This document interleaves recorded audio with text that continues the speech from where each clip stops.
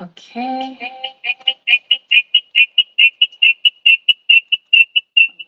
Okay.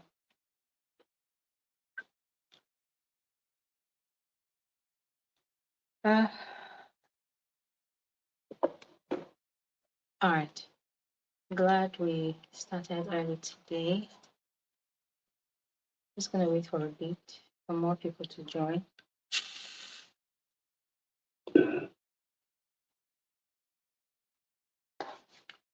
Okay, I'm just gonna go ahead and start. Hey guys, good afternoon and welcome to today's live conversation. I know that this was sort of impromptu, but yeah, I I realized that it was almost the end of the year, and we've not had a meeting like this, in a while. So I thought, okay, the new year is going to start next week, Wednesday. So what better way to end the year 2024 other than having one final live stream, like our community gathering for the year. So I'm super excited that we're doing this today.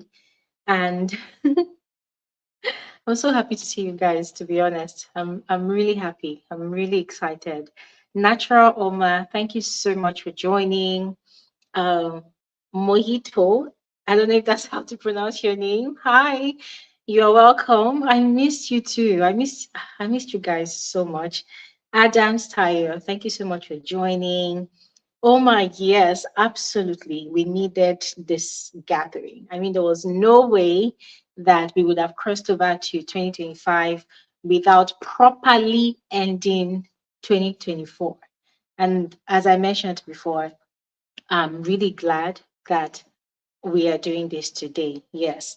So, first off, to kick off our chit chat today, I want to sincerely apologize to every single one of you for going MIA.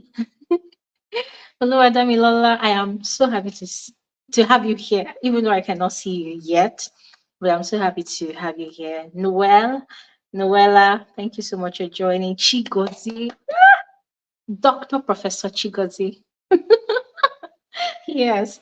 So, guys, I am so sorry for going MIA. I needed a break. I'm not even going to lie. I needed the break. Everything was beginning to look foggy. Everything was beginning to look chaotic, in my life. And I needed to set things straight. I needed to put things in order. I needed a clear head. I needed to clear things out. I needed to re energize. I felt like I was burnt out. So I took the break. Oh my God, Zamir is here. Hi, hi, Zami. Yes. So I knew that I needed a break, and I went off like that. Now, the mistake I made was I did not properly exit. I did not take the break in the proper way. In other words, I did not properly inform you all that I was going to go MIA. But I had my reasons. I did not put like an official announcement that, oh, I'm going to go off for a bit. And that is because I had plans. For those of you that follow me on my other channel, I actually did a video sharing just a bit of this plans, right? So I had plans, and those plans did not really work out well. It did not work out. So I just felt like, oh my God, I was really disappointed. I was really hurt. And I just got swallowed up with all of that situation. So that was exactly what happened. I needed to put things in perspective. There was a lot of things that was going on. You know how a new year will come, and you will have plans that you have put in place to take up certain actions, but then at the end of the day, everything gets overwhelming. Another very major determining factor about if you will be able to achieve all the plans that you set up for a new year is your environment. Yes, and I'm not proud to say this, but sadly, if you live in a place like Nigeria, sometimes your plans are never certain. Yeah. There's something that people say here that Nigeria will happen to you. Pray that Nigeria does not happen to you. So this country has been really chaotic, economically and otherwise. It's been really, really chaotic. So because of the instability and how precarious the whole economy is, you are never certain of how to proceed sometimes. Sometimes you think you have everything all figured out, but then boom, there's one ridiculous policy out there that is just holding you back from everything. So it's just been chaotic. And at some point, I just like, you know what, let me just chill. I beg. If I die today, the world continues, everybody continues, so let me just chill, let me just calm down. And that was exactly what I did. And I thank God I was able to have the rest that I really wanted to have. I thank God that I was able to take that pause, because to be honest, again, it is not everybody that is able to take a pause in such an environment. It's not everybody. Some people really want to take this kind of pause, but how do you cope? How do you manage? So I'm really grateful that I was able to take the pause. I was able to take a breather. I was able to take a rest. Yeah. Now, another thing that sort of made me stay back from, you know, um, YouTube for a while, because it was actually YouTube, not really just frankly speaking. It was actually YouTube. I really took a break from YouTube for a while. Is because planning to do some changes. Yeah. I was planning to do some, I was planning to do some changes, trying to change my focus a bit. Yeah. And I was still contemplating, should I or should I not? Should I do it? Should I not do it? I don't know if I should share this part of this conversation. I mean, this just a quick reminder. What we're already doing now is we're looking at 2024 in retrospect, right?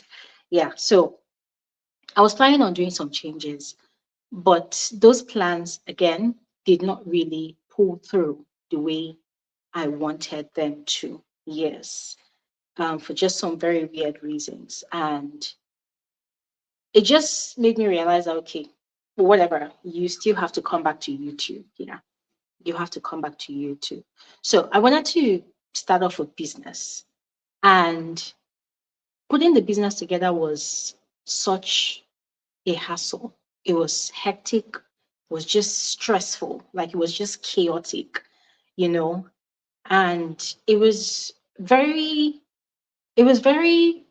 discouraging. I felt defeated somehow, but I thought, okay, fine, whatever. Yeah, we have to move regardless. We have to move regardless. But anyways, enough of the sad stuff now. Enough of the sad stuff.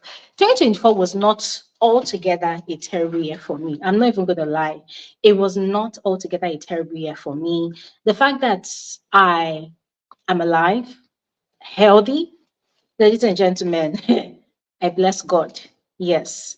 The fact that as terrible as the situation of the country got, I was still able to keep my head afloat and thrive.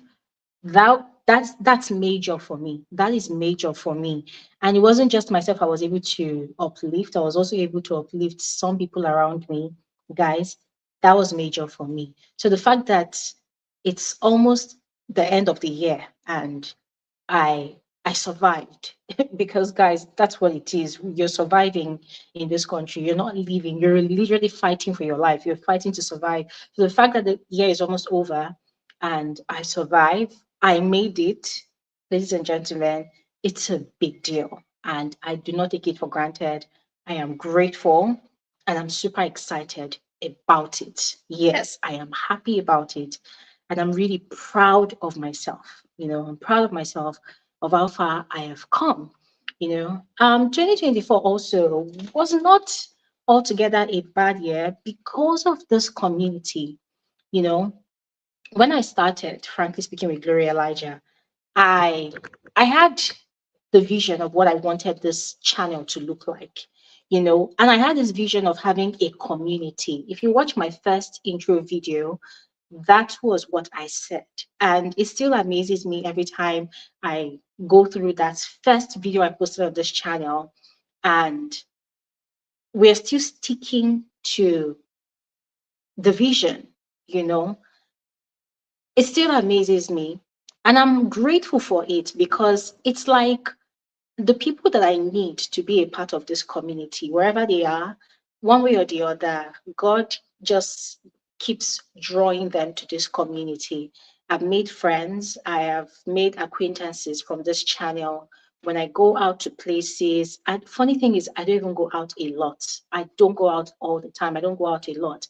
But like 90% of the time that I go out, that I go somewhere, there's always one or two persons that sees me, recognizes me, and they come say hi, and they come give me a hug, and they talk about how much they love this community and about how much they have learned a lot. And people are making friends, people are making connections, like people are getting connected to people in this community, and it makes me realize that this is not just a YouTube channel. This is actually a whole village.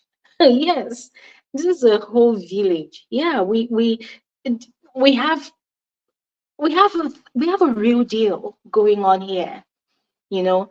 And it also does a lot for me myself because um being an introvert, you know, as one who is an introvert, as one who spends time to herself, by herself a lot, having such a community of people that you can call together and they show up for you and you have conversations because you have a similar interest in TV shows, you know, it's so comforting.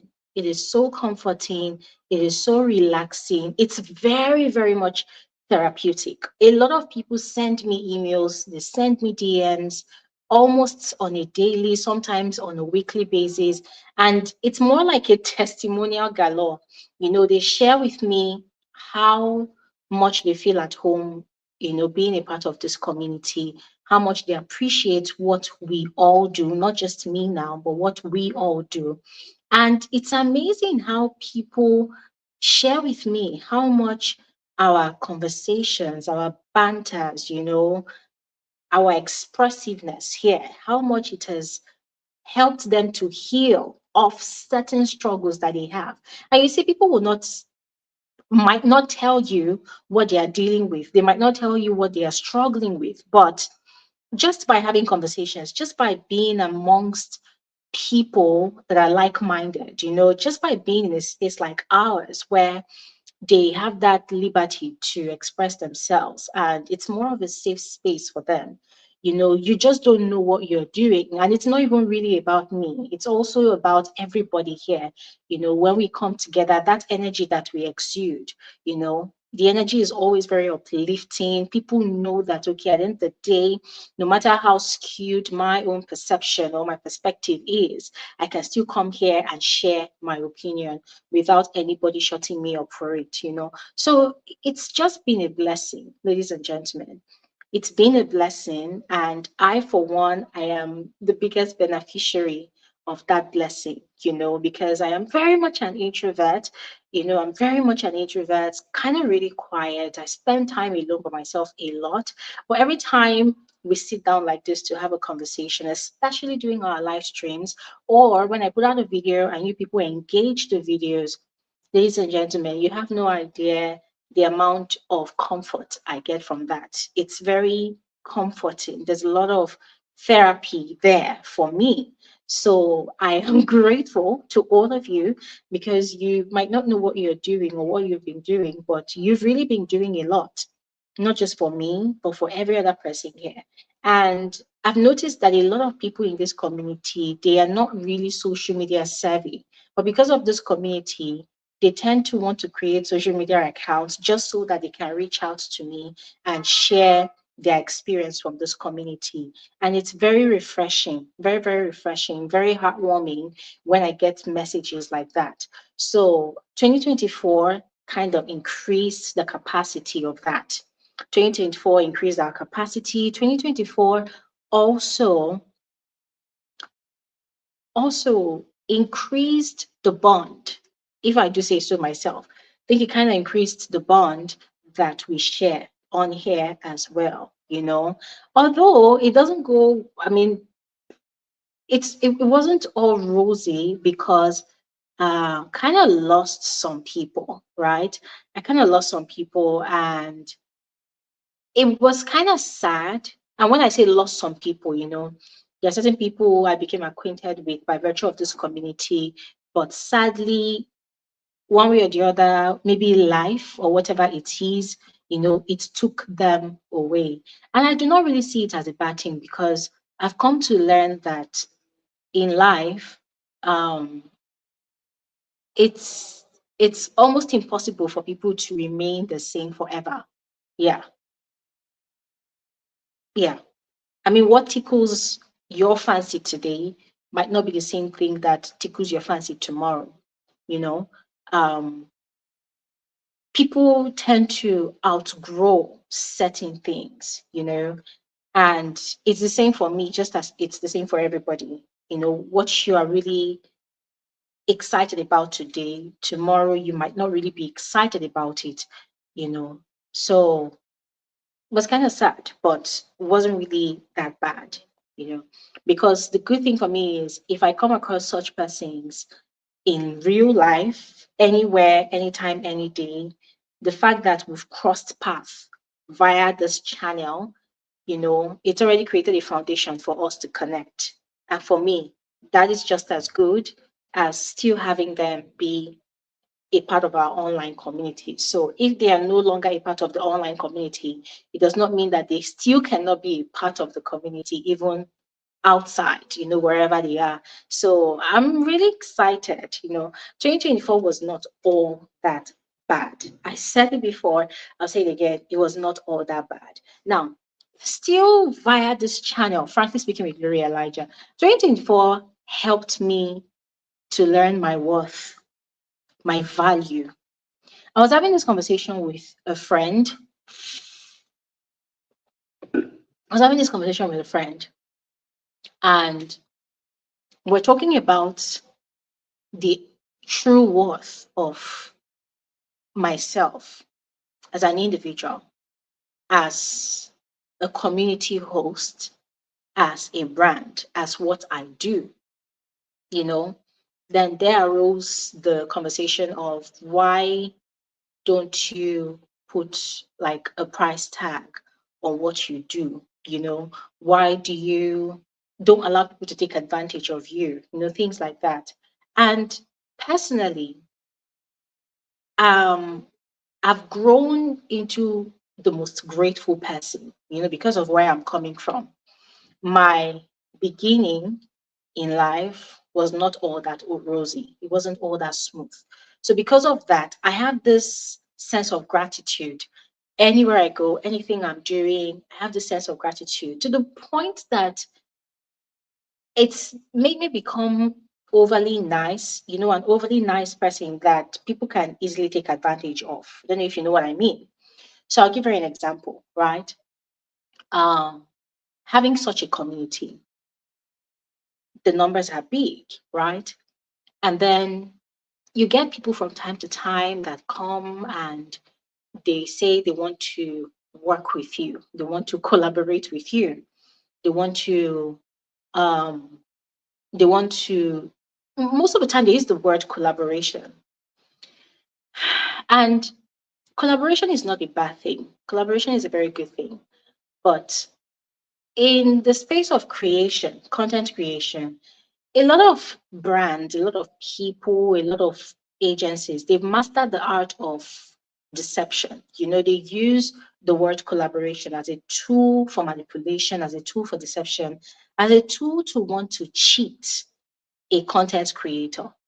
So I had experiences like that towards the end of 2023 and this 2024. you know I had brands and I had agencies that reached out to me. They want to work with me. According to them, they want to collaborate. That was the word they used. And you see, ever since the word collaboration became a big deal in um in the world of content creation, a lot of creators feel grateful when certain brands that are bigger or maybe more popular, when such brands approach them to work with them, they feel really grateful, like, oh my God, they're doing me a favor, but I have to learn the hard way that when a brand approaches you, they definitely saw something. A brand will never approach you as an individual if you don't have anything, if you don't have presence, if you don't have influence, if you don't have the numbers, especially if you don't have the numbers, if you are not even visible on a platform, they will not approach you. No brand that wants to spend money on marketing will go into the streets and pick up somebody that nobody knows. It has never happened. I don't think it will ever happen. And if it's going to happen, probably, I don't know, whatever, but it has never happened. No major brand that wants visibility, that wants return for their money or their investment, none of them will go and approach a content creator that nobody knows. That, do you understand? So most of the time, brands like that, they move to content creators that have influence, content creators that that are loud, probably not vocally or probably by virtue of what they do, but they have influence and they have the numbers and they have presence, you know. And by presence, it's not just about being on social media with 100 subscribers or 100 followers. No, you know, you have presence, like they know that you command a crowd. They usually go to people like that. So brands approached me, you know, with the same, oh, we want to collaborate and whatnot, whatnot.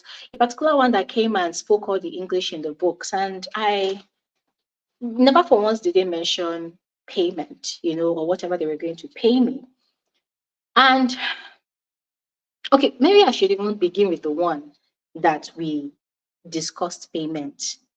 I was being very kind. I was being very nice. For me, I wanted to create a working relationship, you know. So let's do this thing and um let's see how it goes. Definitely, I'm going to deliver 100%. I'm going to exceed your expectations. So if you're satisfied with my deliverables, next time you come to me and I'm going to charge you higher than what I charged you before, and you have to pay. So that was the agreement. And we went into the agreement and I did the job and they were quite impressed and they wanted me to work with them again. And I agreed. And this time around, I was still maintaining that mindset of, oh, let's build a working relationship. And then I go ahead, and before I knew it, it took 3 months before I received payment. And the first 1 month was silence from their end. And then half of the second month, I started contacting them politely. I mean, guys, I could be as polite as a naive child. That is how polite I can get sometimes. Very, very politely, as if I was actually begging for my right to be paid, you know. And it almost became a fog of war, you know. So the whole thing dragged and dragged and dragged for like 3 months.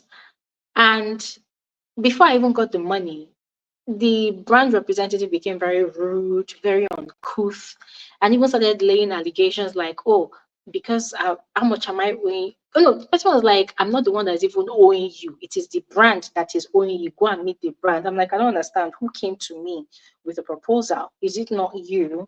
In other words, you were the rep that was, do you understand? So it became kind of messy. And when things get messy like that, I get very exhausted and I begin to regret why I even decided to get involved in the first place. But anyways, to cut the long story short, I got my pay after a lot of disgusting emissions from that person's mouth, all in the name of I am whatnot, whatnot. If I even think about it, I get really disgusted. So that taught me a lesson that, okay, fine. It's very obvious now that you you are probably going to have to be fighting for payment, you know, for work and whatnot. So I'm like, okay, fine. If I am approached again, not like I'm actually even keen to work with this particular brand again because I hate the disrespect. I did not like the disregard for my brand. If you felt I was too small to work with, if you felt like I was nothing to you, why did you even approach me in the first place? So I am no longer keen on working with people. But if they come back, then I am putting my foot down on my own terms. Just as much as you are bringing your own requirements, your own instructions, I am also putting my foot down, bringing my own terms. And that was exactly what I did when this particular brand with this time around, they sent different, like a different set of representatives. They came back and I will never forget that conversation. Like these people literally called me and it felt like they were commanding me. Like they were telling me, this is what we want from you. With this tone of voice, you see this commanding tone. This is what we want from you. This is what we want you to do. And it's going to be collaboration. We're giving you exposure. We're giving you exposure. This is what we want. Da, da, da, da, da, da. And they talked and talked and talked and talked. And then they said, oh, yeah, if you work with us, we're not going to blacklist you because there are some people that were looking at blacklisting. We're not going to blacklist you. So it felt like a threat. It felt like a command. And then it felt like a threat. Like they were commanding me that this is what we want you to do with all your platforms. So at the end of this conversation, we would like for you to go and think about how you want to go about the job and when you want to start. Like it was so disrespectful, you know. So from my previous experience, I said, okay, fine, cool. Now, mind you, in all of that conversation, there was never any mention of payment. These people did not mention for once that, okay, how much do you want us to pay you? Or how do you want us to compensate you? The only thing I heard was, we're going to give you exposure. Now, ladies and gentlemen, I know that in the world of content creation, in the world of influencing, people go into these things for different reasons. There are people that are content creators because they want to become influencers. There are people that go into content creation because they just want to make the money. There are people that go into content creation because they actually have something to sell and they want to make impact with it. People go into content creation for so many reasons, so many different reasons. And in my personal opinion, all of their reasons are valid, each to their own. And another thing is, to become an influencer, you need exposure. You need to be seen. You need to be known. You need to be heard because that is part of how you build influence. To be an influencer, you must have influence. There are a lot of influencers around. You look at them, they look like lost sheep because they are not influencing anything. There's nothing they will sell that will influence me to buy. I don't know if you get it. To be an influencer, you must have the power of influence. If I wear this shirt right now without even saying jack, you look at me and you see how it looks good on me, automatically you begin to look for where I got it and you will ask. There are people like that that are so powerful in this influencing game that they don't even have to introduce what they are using. Maybe it's makeup, maybe it's hair, maybe it's whatever it is. Maybe they say, oh, I went to the bank. They don't even have to introduce too much. That is how powerful like true influencers are. And we have people like that, but we also have people that are not like that. So what that means is those people, they need to build that presence. They need to build that influence, you know. So what I'm saying is these people saying they'll give me exposure. It sounded funny to me because, first of all, I do not pride myself as a content creator that has arrived. I have not arrived. I do not pride myself as a content creator that has achieved all she wants to achieve in her niche, in her domain. I do not pride myself as the only, high and above content creator that's like having over 300,000 subscribers. It has never gotten to my head. And it's not, even if I cross over to 1 million subscribers right now, in my head, I still feel like I have not even gotten half my mark. And I still need to continue pushing to get to that number that I really want to get to, But when people come to you, or let me say me, when people come to me and they come and use that will give you exposure gimmick, and you want me to do all the hard work, you want me to do all the work, you want me to use all of my resources, you want me to use all of my platforms, you want me to use everything at my disposal to push your business, to give you returns, to give you results, because there's no way you work with Glory Elijah that you will not get results. You will get results, because I've worked with people and they got the result. So there's no way you work with Glory Elijah that you will not get the result. You want me to use everything at my disposal. You're going to be commanding me, even my personal resources and finances. I will pay my way down to wherever you want me to come to, and I'll do the work and I'll pay my way back to my home. You want me to do all of that, all because, according to you, you want to give me exposure. In this, to not top it all, in this Nigeria that we live in this Nigeria where fuel is above 1,000 naira per liter, in this Nigeria where a pack of Eva water that I drink that used to be 1,300 naira is now 4,000 naira, no, 4,050 naira thereabouts. In this same Nigeria where a carton of turkey or a carton of chicken, I think a carton of turkey is now 125,000 naira last I checked. Anyways, since they told me to go and think about how I am going to do the work and come back, I did their bidding, and I came back and I gave them my price, gave them my terms, and they were laughing in the background. On that phone conversation, I could hear these people laughing in the background. And that was where I lost interest in that entire conversation. That is it.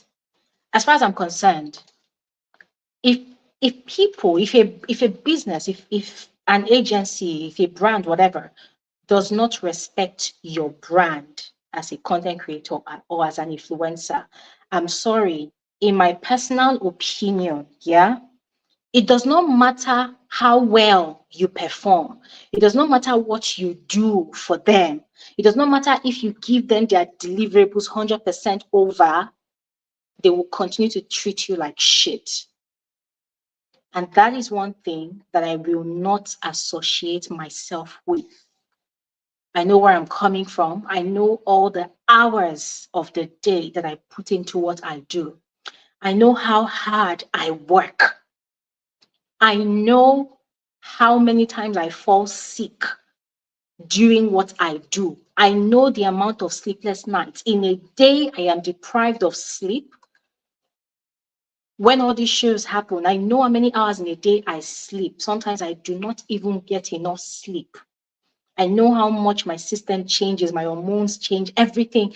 And some nutheads are in the background laughing because you say you want to give me exposure and I am giving you my price, because everything has a price. I mean, as a brand, with whatever you are selling, whatever service you're offering, whatever product you're selling, if I, as your customer, come to you and I tell you, if you give me this particular product or service for this duration of time, maybe for one whole week or one whole month, and me as your customer, I'm going to go into the streets and I'm going to promote you, are you going to give me that thing for free? Like, don't you think it sounds ridiculous? So you as a brand now, you've already made money. You are big. And this brand I'm talking about, they are big. They have money. They are global. Okay, maybe not global. All of Africa, they are big. So you're coming to me and you're giving me such a ridiculous proposal, and you want to give me exposure. And because, of course, the job you want me to do for you will incur a lot of expenses on my part. I'm coming to give you a price and you are laughing. Ladies and gentlemen, that was one lesson I learned. Because by the time I had this conversation with my partner, my partner told me the fact that they laughed at you, it means they don't even respect your brand in the first place. All they want is they just want the results. They know you are capable of doing the job. They know that you've got the influence. They know that you have what they want. But the fact that they are laughing at you, it means they don't even respect your brand. So what's the point? And ladies and gentlemen, that was another major lesson that I learned, you know. And the fact that these were the same set of people that I worked with the first time, and they stressed me out so much with regards to my payment. If I even think about the payments now, I mean, to the glory of God, I know that by myself, I can close my eyes and I can make that amount, triple that amount in one. Let me not put a number to it, but I can make triple of that amount quickly, you know. So the fact that they stressed me out, stretched out that whole thing for 3 months just for that particular amount, and then you're coming back again and you are ridiculing my brand. So, ladies and gentlemen, that was what 2024 taught me,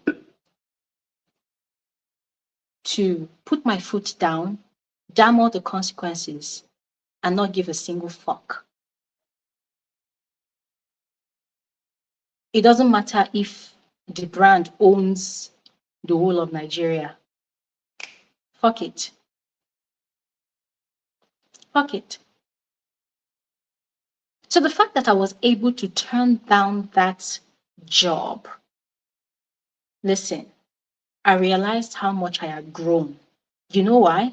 Because the Glory Elijah of 2019, 2018, 2020, 2019, 2020, 2021 Glory Elijah will be jumping up and down like a monkey because she wants to be accepted. She wants that exposure. She wants to be a part of something big. But the Glory Elijah of 2024 realized that at the end of the day, nobody really cares if you're a good person or a bad person. Most of these brands, they don't really care if you're a good person or a bad person. What they really care about is they just want somebody that can do the job, that can give them the result that they want, and that's it. So does it really make you a good person or a bad person? And for me, integrity is also very key. Integrity is key, you know. So what I am trying to say is 2024 wasn't all that bad in retrospect, you know, because that was such a huge learning curve for me. Um, I mean, I'm glad that that encounter happened because it opened my eyes to a lot of things. It opened my eyes to a lot of things. This so-called exposures we're talking about, I got that exposure to the fullest. It opened my eyes big time. I saw through all of that bullshit and I realized that, oh my God, Glory, you have really grown because the Glory of before, because of how much you are really looking forward to, oh, let's get the exposure, let's get the publicity, you get shamed in the process. I mean, there are certain types of shame that I can entertain, but not this particular one, you know? You get shamed in the process, they belittle you, they belittle your hard work, they belittle who you are and what you stand for. They belittle all of those things, all for what? Exposure. You know, so that was such a huge learning curve for me. I did not really tell you guys every single detail of that encounter because it's not really necessary. I don't want this particular brand to know that I'm talking about them. But if they know, yes, good readers to bad rubbish. Yeah. But, you know, it made me feel more elevated. It made me feel more elevated. Um, it made me feel really exposed. Made me feel exposed. It made me feel, what's that word now? It made me feel grown. Yeah, made me feel grown. And I'm glad that I had that encounter. I'm glad it happened. I'm glad it happened because that was a good experience for me. I learned from it. And it also taught me how to position myself for future encounters with people like those people, if they do come across my way again. You know? Yeah. So another beautiful thing about the year 2024 is that I learned that I learned, that I experienced and learned, is the power of just letting things be. I used to be this sort of person that when I want something so bad, I put all my mind, body, soul, and spirit into it.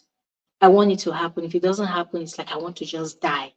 I want it to happen. So I'm hoping and I'm putting my mind into it.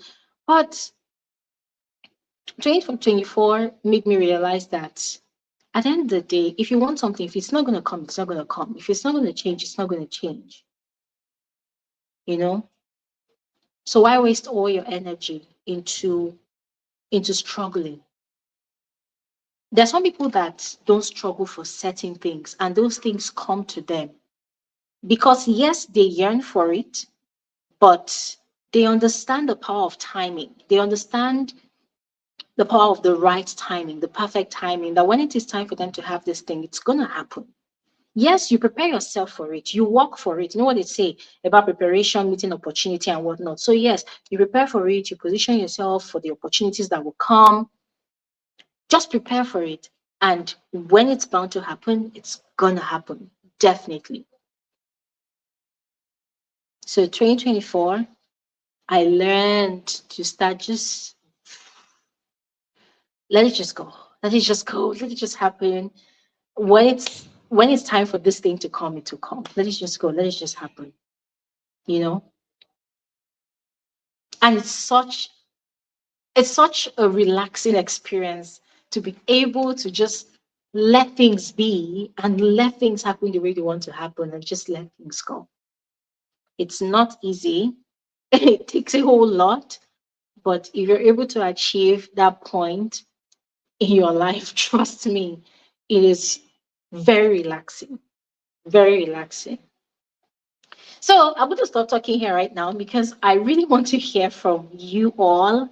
Yes, I want to hear from you all. I have missed you guys so much. So I don't know who wants to talk about their 2024. I mean, if you feel comfortable enough and you want to share maybe one or two things that you really enjoyed about 2024, please come on here and share. All right.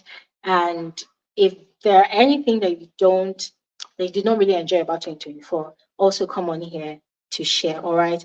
With regards to the shows that I reviewed for 2024, I actually have a lot to say about that, but I would rather you guys ask me questions about them and I will really tell you how I feel about reviewing those shows in 2024. I think it would be better that way because if I want to start talking now, I might talk left and right and I'm going to end up being the only person talking today.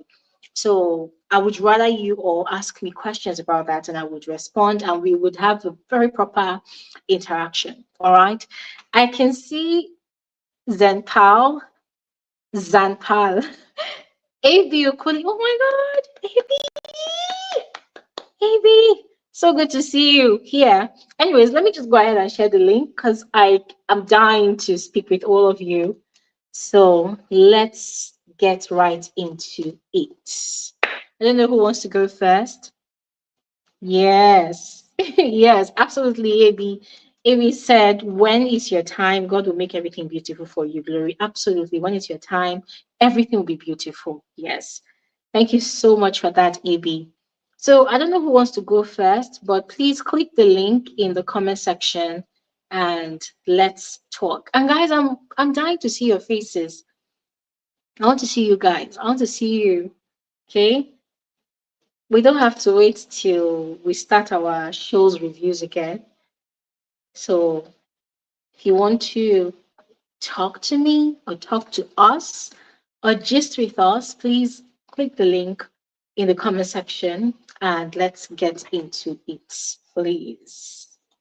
Okay. So whilst I'm waiting, I'm going to list out some of the shows that um, Kenny Ranon is asking, hi Glory, is there going to be a giveaway this year? My dear, see that giveaway thing that we've been doing for the past how many years now? I really, really wanted to do it this year, but I could not. My power could not do it. And the reason my power could not carry is because there are so many people.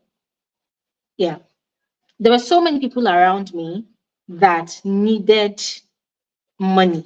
Guys, let me call it out. Money. Oh my God, you guys are amazing. Oh my God, NEJ. AB, thank you so much. Oh my God, this is Christmas present for me. Thank you so much, AB. NEJ, thank you so much. God bless you. God bless you for this holiday present. AB, you too. God bless you for this holiday present. Thank you so much. God bless you. I am grateful. Thank you so much. Yeah. So my partner just gave me a suggestion. If anybody cannot come on here to talk, if you want to ask me any question, please throw it down in the comment section below, just like Kenny Rannon did, and I will definitely respond to you, all right? So in responding to Kenny, Amy said, Glory, this is my Xmas token to you. Sip on more wins. Thank you so much, sis. God bless you. I am grateful. Thank you so much. Yeah. So I was saying that the Christmas giveaway that we did, I think we did it last year, the last 2 years, and when. I wanted to do a Christmas giveaway this year. Guys, God sees my heart. I wanted to do. But, ladies and gentlemen, this is not me trying to demarket Nigeria. But if you've been watching news concerning Nigeria, you will know that this country has been, it's been, it's been hard. This 2024, this country has been hard. I remember some time ago, not some time ago, I think the last two times that we had our live conversation like this. I remember when I'm about to sign out, I always encourage people that listen, things are hard out there.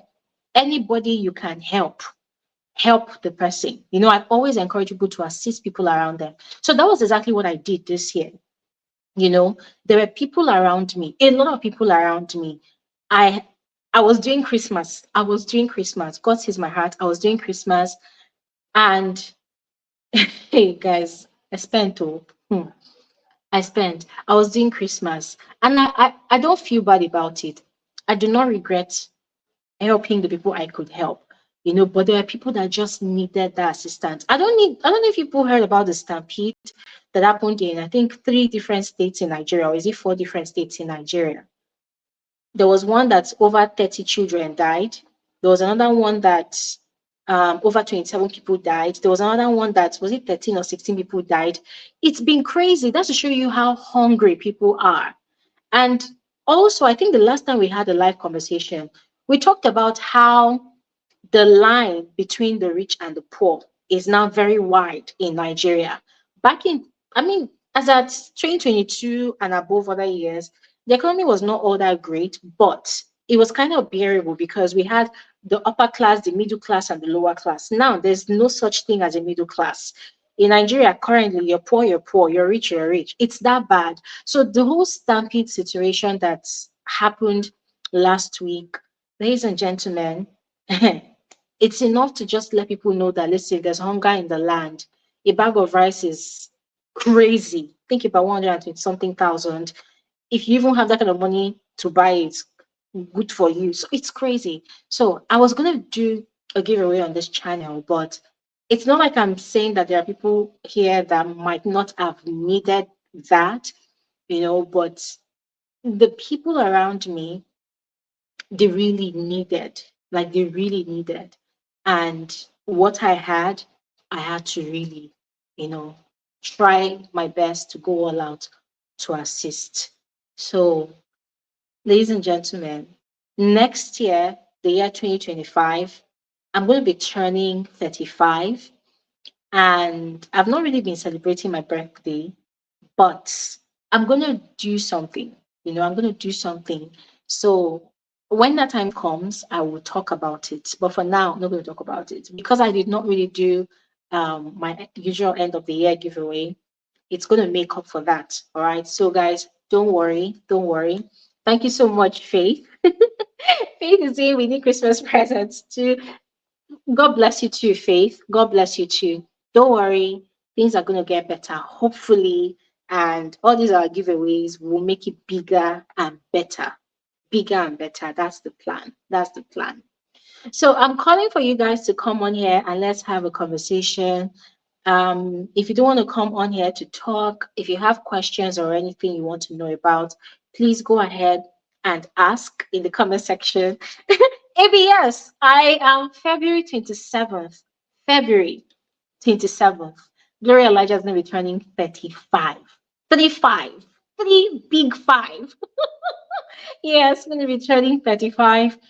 And yeah, I'm kind of nervous, but come on, we turned 30, nobody died. We turned 31, nothing happened. 32, we are still here.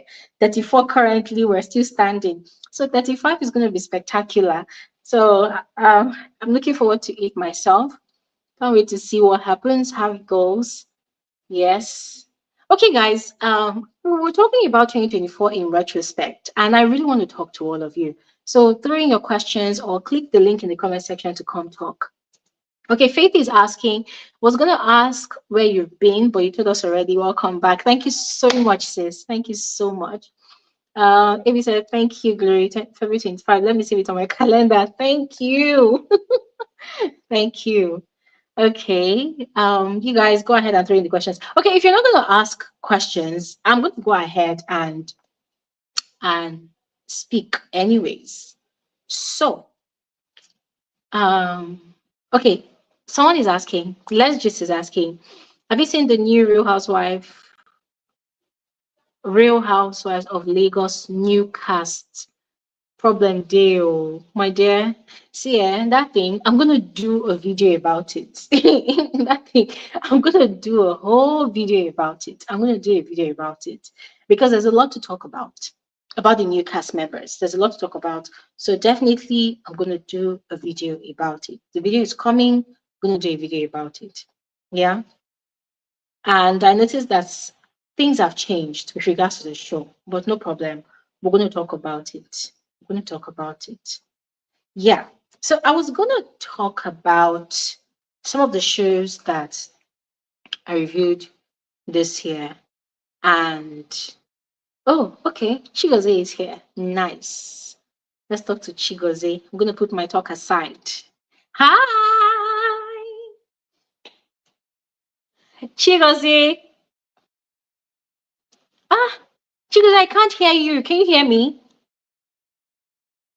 Oh my God. What's happening? Chigozie, I can't hear you. I can't hear you. What's happening? Okay. Maybe there's an issue with his connection. Chigozie, please reconnect and come back. I cannot wait to talk to you.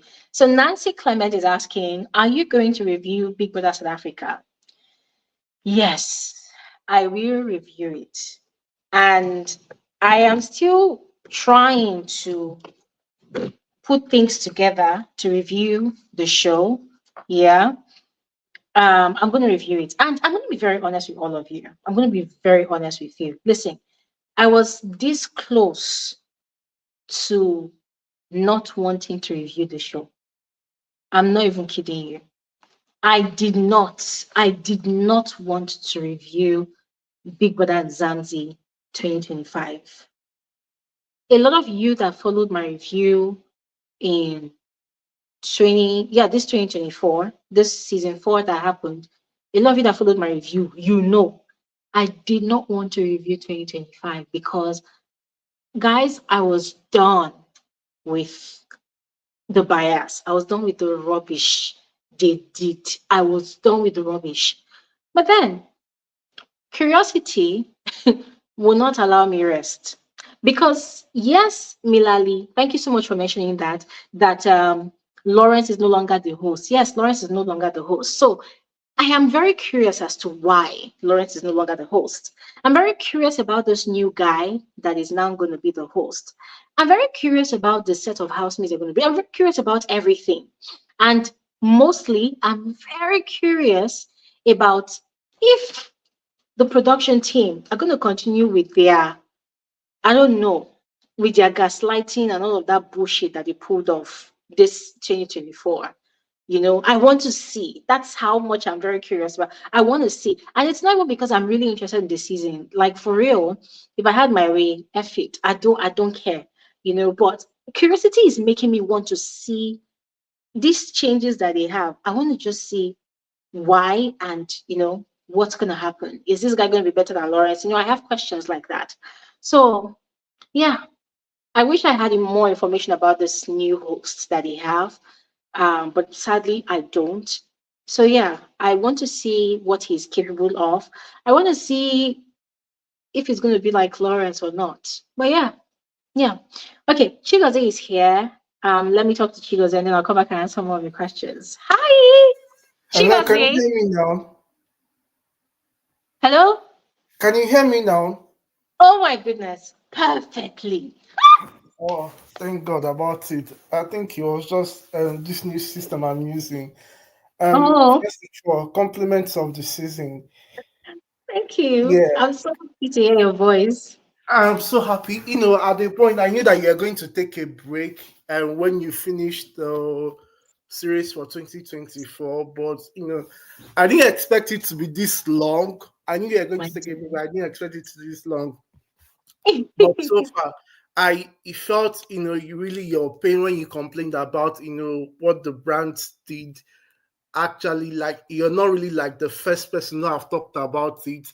I was Yeah. on TikTok some time ago, and I saw like a content creator also talking about it that sometimes these brands come to use people who they feel Mm-hmm. like, oh, that upcoming Mm, influencers or content creators. But like you're not an upcoming person, you're already established. mm, And for like this year, I think we reached a milestone in this page. 300K subscribers is not really easy, even for someone who has even been there for a very long time. So mm-hmm. for them to do that kind of thing, it was really unfair and it was really bad. Even Mm, for me, after getting that first payment from them, I would never work with them again because if they can do it that first time, definitely mm, they will do it again. And at the second time, they prolong this one for 3 months. The second time, mm. it may even like take more than 3 months for you to get your Exactly. payment. So I feel like it shouldn't have gone back. And even if they come again, like you have to tell them like payment must be done upfront. Exactly. You need to tell Exactly. them that because if not, they'll want to take advantage of you again.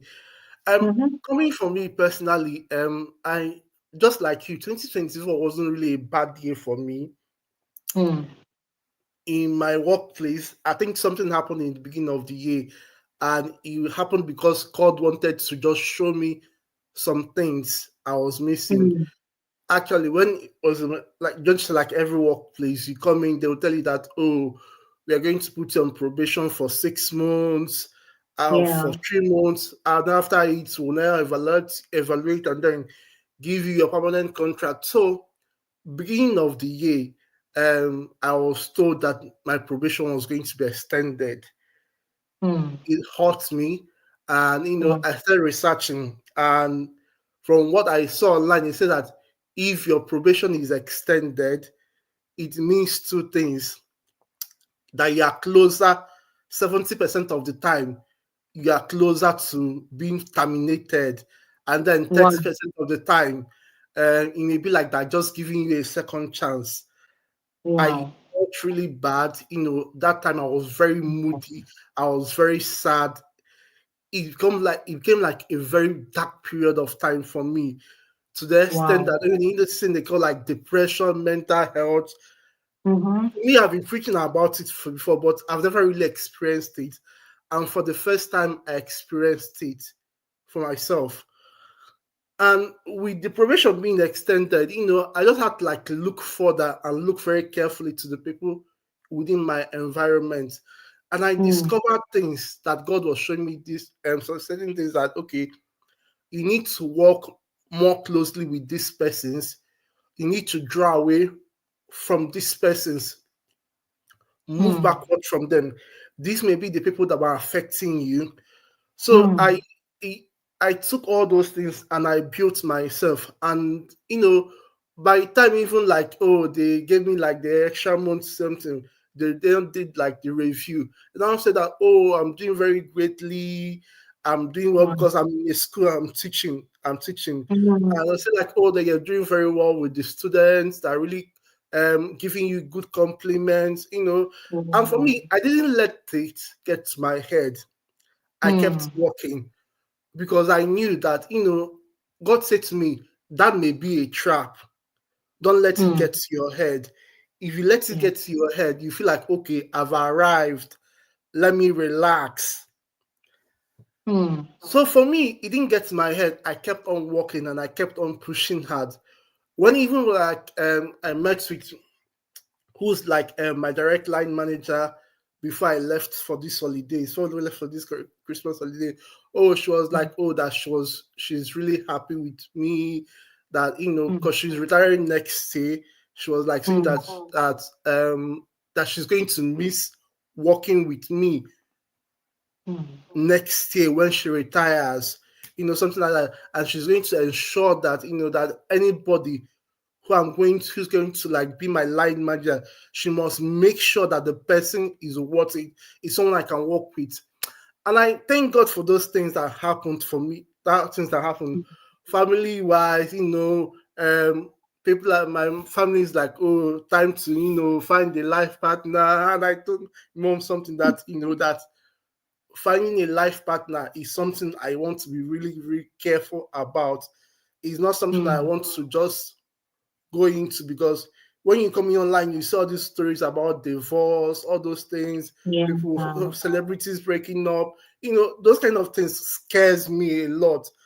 And Mm. it's one of like my prayers. I'm like telling God that, I don't want to enter and then, with the following year or next 2 years, you say that, oh, you're divorcing. But I don't want to just take my time and pick someone that I know that person will be valuable to me, and I'll be also valuable to person, because it's more like a partnership sort of.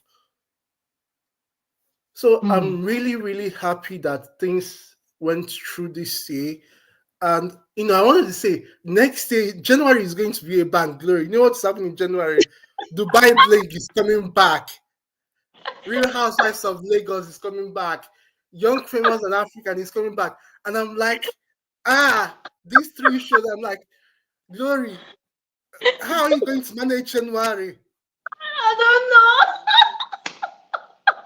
How are you going Chigozie, to, how are you going to manage January? Because these three shows are coming in 1 month. you're And even talking three. It's four. Bibi Nzanzi is also Bill there. Zanzi, I'm like, hey, when I feel like, I was on I was just one that was just creating the mind. I was like, oh, when will Real Housewives of Lagos begin? They have not said anything since I have the reunion. Suddenly I saw, oh, new cast of Real Housewives of Lagos. I was like, the next day, Dubai Blink season 3 is coming out. And then you talked about young famous and African. Like, oh my goodness, Lord, how will Glory manage? And My after all dear. this, in doing all this analysis, doing everything you're doing, someone will come and play with your head. Want to come and play with Eh, your brain with more. Hi, no, we've seen. See, there are things that at this level, you shouldn't tolerate in this industry. at all. There are they can never try it with an established person. They should can't try it to somebody else.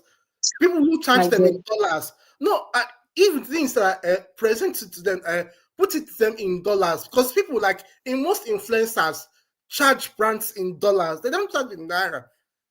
You Hmm. put it to them that True. this is how much you are going to pay me. You need to place your kind of like your brand in a Mm-hmm. place where people hold you on high esteem. You've grown. True. Glory, if you don't know it, you've grown. Seriously, because next year, okay, next year, 2025, we are reaching to 400K subscribers, and before you know it, 500K subscribers, 1 million, 1 million subscribers. Mm. Oh, will someone come and play with you and tell that they won't pay you, they will owe you for 3 months? It's not possible. My brother. It's not possible. Honestly. So please, some, it's not really nice. So you've really Yeah. done well for this year, and I really thank God that you survived all through the Big Brother series and everything. But I'm just praying that you have to manage, you have to do Mm. in January, that that things will work out well in January, because I Amen. can really feel like the pressure mounting up. People are already Yeah. asking, when will you do this? When will you do that? For Yeah. me, I'll just say, take your time, plan things accordingly. Don't rush into it. you know, all these are still kind of like avenues for you to, increase your reach, but still take Yeah. your time.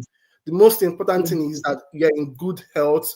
Your mental health is at stake. Your physical health is like okay. Physical and mental health, everything is okay. And even at a point, if you want to take a break for yourself, don't hesitate. Because me, I do it. Even in my workplace, I do it. I always tell them, okay, at this point, I have to just take a break for some time, maybe like 2 or 3 days, and then come back. Because in as much as we are working, we are skin out, like this thing. I would like to put it, our daily bread. Mm-hmm. It's also to take care of. It's also good to take care of your health. So if it Yeah. means taking a break to able to take good care of your health, please do. Yeah. So all Yeah. the same compliments of the season, and I pray that God gives you a wonderful 2025. January, glory. I'm praying that God will send you strength for you to be able to Amen. manage January, because it's going to be, hey, I'm thinking about it now. Fall shows. Are you going to sleep at all? My dear, by God's grace, more Please, power. oh, sleep. Oh, I sleep. will. Even I if you set an will. alarm and telling yourself, okay, by this time I'm going to bed.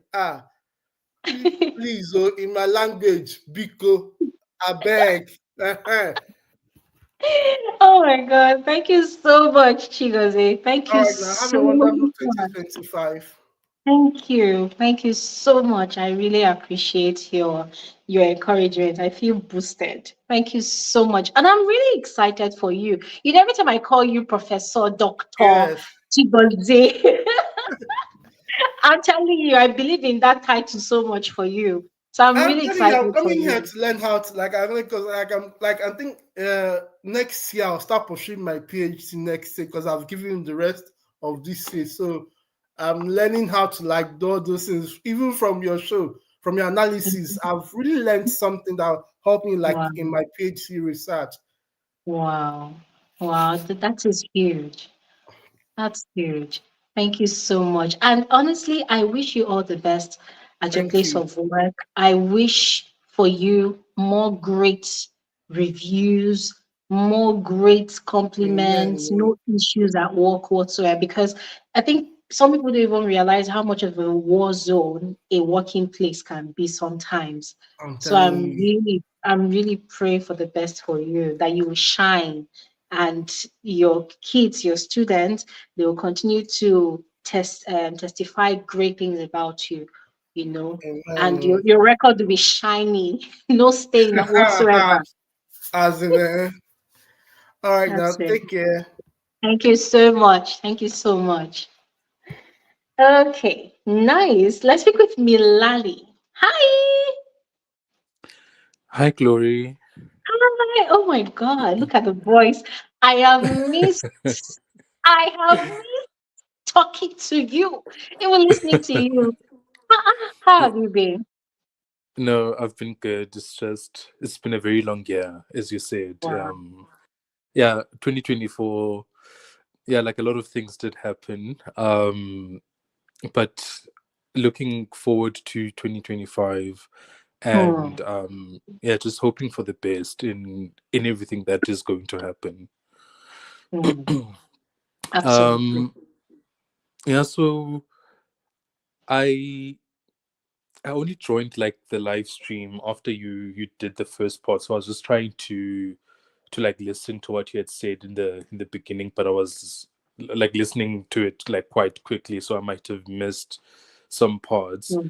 But I actually wanted to talk to you about something that I've noticed as like as someone that lives in South Africa, looking Hmm. from the outside. Hmm. Um, we see a different side of Nigeria on social media, because the people that often visit Nigeria or post there are usually people that can like afford a comfortable life. So they would Yeah. show us the nice places of Lagos, So we would, at some point, I remember I used to always think that like, oh, this is how life is in Nigeria. Mm. Um, but at the same time, there's a side that we do not see that I feel like social media tries to hide away from us, because the only things that end up trending or being shown in Nigeria are the nice things, the nice areas. Mhm. And even on television, when they are reporting on Nigeria, they don't necessarily fully report on the detail of how bad the hyperinflation is on that side. And it is only when Mhm. you start digging deep and you're looking at the prices of food, the basic items that people can't even afford, that's when you start to realize that um, the economy itself is not actually in a like in a good like in a good space. True. I remember seeing, so I remember, I think it was, I think Tasha had posted a vlog Mhm. um where I think she was preparing to go to London, and Mm. then she was traveling, and like she was like in a very nice car, but the vlog had actually shown like the streets, like how the streets are where she was like traveling to the airport. And I was Mm. actually quite shocked, because it was, I think it was coming from the place that she lives, and she was like driving to the airport. So it means that like the place that she stays at, her place is actually quite nice. But when she was driving to the airport and she like showed the streets, I was actually quite quite shocked, because I was like, how can, like I was surprised, like the potholes, like just the roads, like even when she was vlogging, the car was like shaking. So it was means that they were traveling on like a road, but a very, very bad road. And it's like, if you're on a road, you'd expect a road to be different to like a street. A road is like, nice and with no potholes. And it kind of rang a bell in me that, wow, actually, like the country itself might not be what we think it is from the outside, from the outside in South Africa looking in. And it kind of has made me also really appreciate the things that we take for granted here in like South Africa, things such as just being able to go and easily afford a loaf of bread, like as you said, like just the basic things that you think should everyone should be able to afford. That is actually not the case in in other countries.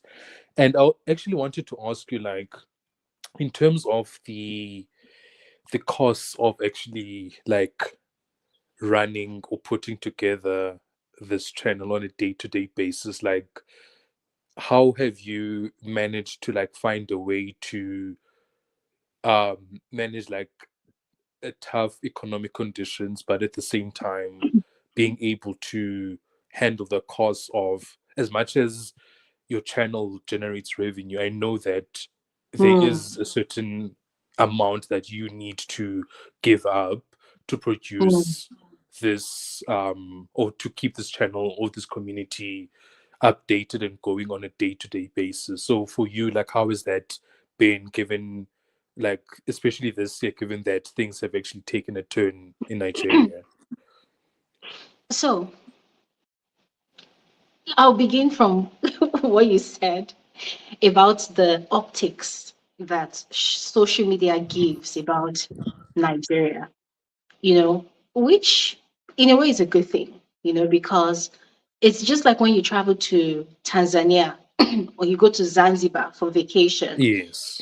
They will show you the beaches, the green beaches, Yes. the white sands, but nobody shows you the locality where you pass to the beach.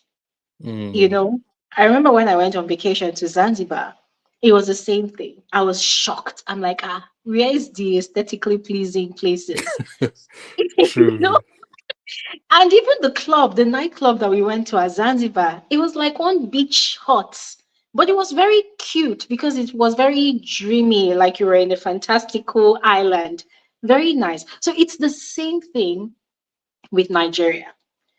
Most popular influencers, most celebrities, public figures, to maintain the lifestyle they live, which is also to attract maybe international brands, to sign them on for deals.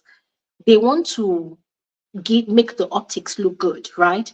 So, Yes. take for instance, yeah, for instance, someone like Tacha, maybe not Tacha now, but for someone like Tacha that wants to maintain that aesthetically pleasing setup of, oh, come with me to the airport, a day in the life of this one, a day in the life of an influencer. Most of them, they actually rent cars for those who do not have cars. Mm. There are actually car hire services that they have different luxury cars, different Yes. expensive cars. So you can rent a car to the airports.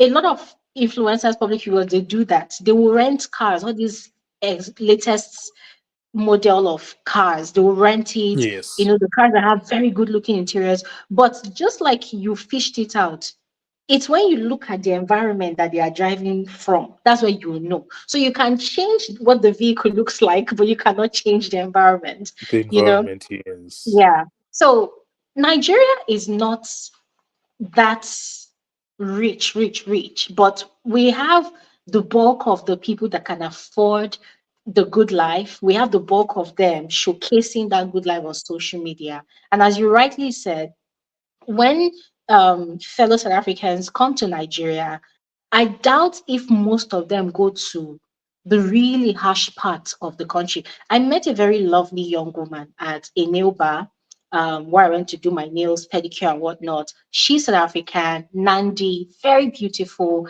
And I was so grateful that she was in touch with reality because we had this particular conversation.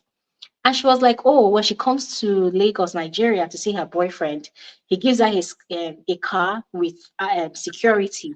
And most public Oh figures, they do wow. that. Yeah, they will have a car that has a driver, that they have a security person that holds a gun, for whatever reason. So she has that. And then she said the day they went to the mainland, that's the very crusty looking part of Lagos, Nigeria, she Mm-hmm. had a rude awakening that, oh my God, does this part even exist in Nigeria? I said, well, this is only Lagos. There are other states in Nigeria that you go to and you see things like this. Lagos is like the grandest of them all. And then there's the other part, Yes. Abuja, another grand part. So it exists like that, but you don't get to see most of that crusty looking parts a lot in the media. Now, for someone like me, to answer your question, how do I maintain what I do on this channel? To be very honest, it is very, very expensive because I had to rent an apartment in a facility where I can get at least 16 to 18 hours electricity in a day. And Mm. then I also have to make provision for secondary source of power. I just have to make sure that I have 24 hours electricity. Also, internet is not free in Nigeria. So you will not walk Yes. into a place. Yeah, it's not free. You will never find it free. Internet in Nigeria is very expensive. There's the affordable ones, but there's also the very expensive one. And for what I do, I use the very expensive one. So in a month, I am spending over $100 in dollars. I'm spending over $100 on internet Mm. for my work. And dollar rate in Nigeria currently, it's about $100 will give you about 160,000 naira. I don't know how to convert that to rands, but if you convert that to rands, you have an idea, So I Yes. spend about that on internet, right? What else?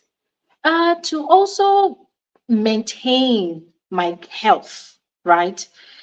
I have to go out of my way to make provisions for certain little luxuries, like the kind of water I drink.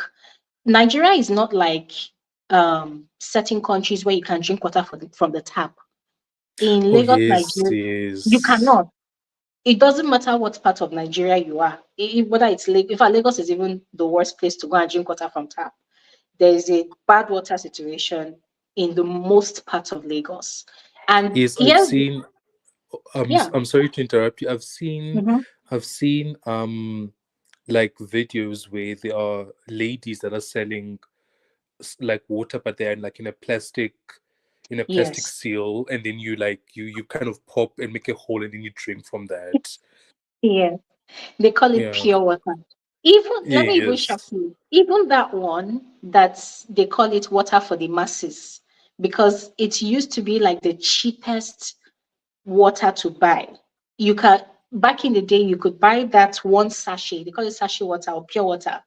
You could buy one Yes. sachet of that water for less than $1. I mean, less than $1.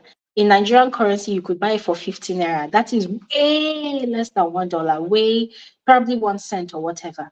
But Yes. now, that one is even very expensive now because I literally have to buy that one to use to cook because of how bad the water situation is. And you know the funny thing, the people that live in the, let's say, considerably luxurious parts of Lagos, Nigeria, right? The Yes. water in that in on the island is not good.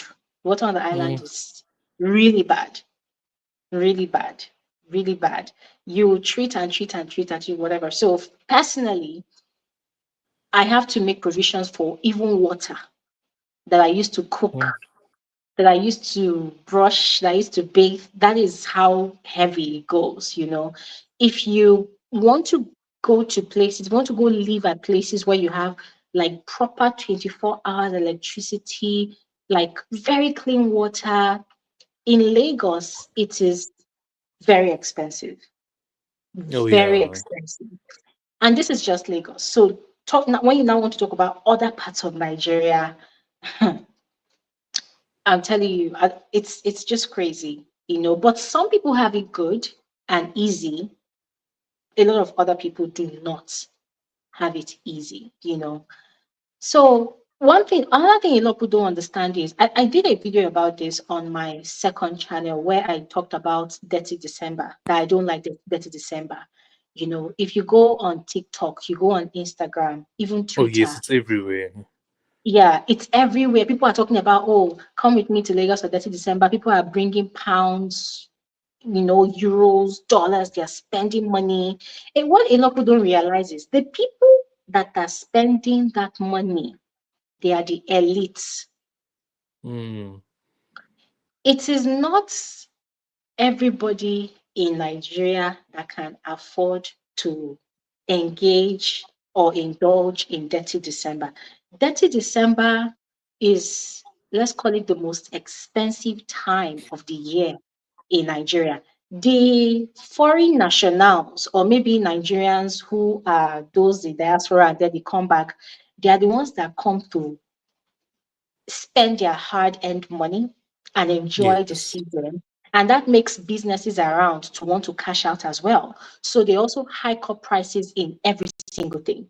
But the locals, let me not generalize, some of the locals, let's say majority of the locals, cannot afford 30 December because Mm. things are like 10 times more expensive. Sometimes places are not easily accessible because a lot of business areas like lounges, restaurants, they become very elitist, you know. So they only make room for people that are these foreign people. When I say foreign people, people that are coming from abroad, they listen more to accents than even Oh the locals. yes. It's that crazy. They respect the accents more. Like, this is just the reality here. And this Dirty December thing, it happens most of the time. In fact, it's mostly Lagos and Mm. especially Abuja, you know. So the situation is just, it's not stable. It's just crazy. Oh, that is, yeah, like that is actually quite like quite hectic that their prices do increase when Yeah. there's like an event, because here in like South Africa, the only things that like increase when there is like an event, it's like the accommodation around the area that Mm. is, but usually the food prices when you go to a store are like generally the same regardless of the um like the time of the season that we actually have. Food is the problem here during, let's say in December. Food is the problem. When they say, like, okay, for instance, if you hear anytime that, oh, the economy in Nigeria is really in shambles, the first thing that usually gets affected is food prices. Yes. It's usually food prices. I don't know, they call them market forces, speculation. People just probably speculate that, dollar is high now, let's increase blah, blah, blah. So a lot of people are very greedy, selfish. They would just want to cash out during that time. So food prices is seriously high up, and there's hunger. And then before you Mm, know it, later, accommodation becomes very expensive. mm, That's where that's where you're getting landlords, adding to the rents. You see 50% yes. increments. It's insane. It just happens like that. And you see, this thing you said about realizing what you have been taking for granted. When I went to Joburg early this year, and my partner and I, we stayed in Santon, but we took a trip to is it Sun Soweto? City. Yeah, we went Oh, to Sun City. Yeah, but we okay. also went to Nelson Mandela's house area. I think that's, Soweto, yes. yes, Soweto. We also went to Soweto, and the Uber man that took us, he was just telling us stories about what happened in that environment back in the day and the current situation that was happening. They had a water situation between the people in that environment and Botswana. He was just giving us the story. So my partner and I were just looking around. There was a place we passed by. It was like a bacha environment. That place smelled really bad. They use zinc to construct living houses Yes. for people. Yeah, so the man was saying that that place, those people, they have accommodation issues. It was just, and I was looking at all these places, and I said, even the poorest looking environment in Joburg, it still beats the poorest looking environment in Nigeria. Nigeria. Oh I'm no. telling you, it beats the poorest looking environment. And then we went to the supermarket and we're just seeing the prices. Things were so cheap. Oh my God.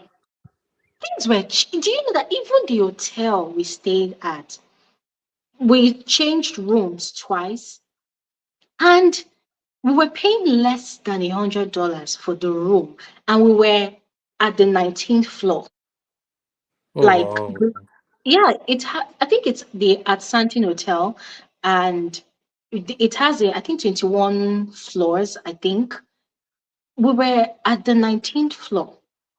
Hey God, do you know, like, what I'm saying is, at least hotel accommodation is quite affordable. If it's like in-house accommodation, because we tried to check apartments with agents, in-house accommodation, yes, a bit pricey, but at least you know that you are getting most of the things you're paying for, because when Yes. you move in, most of the appliances, they're already there. But food was just very cheap, very cheap, very cheap. So that same girl, that same South African lady I met here at a new bar, she was telling me that she thought her life was difficult in Cape Town. But now she knows that she's been living large. Living a nice life. I'll tell you. She said now she knows that it's not like she is like very rich in Cape Town, but she's comfortable, She's comfortable, compared, yes. yeah. Although where she normally comes to stay in Nigeria, she's treated like a princess. She has a cook, she has a driver, she has a maid all at her disposal because her boyfriend is quite rich. But still, when she goes back to her regular life, she's quite comfortable. But as a South African, she would think she is not comfortable, Yes, you know. it is So like when that, yeah. exactly. So when she comes to Lagos and she ventures out of this balloon, this wonderful balloon of luxury that she's into, and they venture to other areas that are not that great, she then realizes that, oh my God, I'm actually very comfortable, you know. Yes, no, I hear you. And then, like, I Crazy. just also wanted to ask, like, in terms of the work that you do, especially around PB Niger, um, so like I know that like you always say that you want to maintain your independence in the sense of not wanting to endorse or promote like particular or certain housemates in the Yeah. season, like how um some people that do the same thing that you do would usually would do Mm, and push one contestant. Has there ever mm. been like instances where people have like actually approached you to like do work on a on a particular season, but you feel like that work that you would do would kind of like take away that impartiality that you have had like throughout the years? Absolutely. Every season, I get DMs. Every season.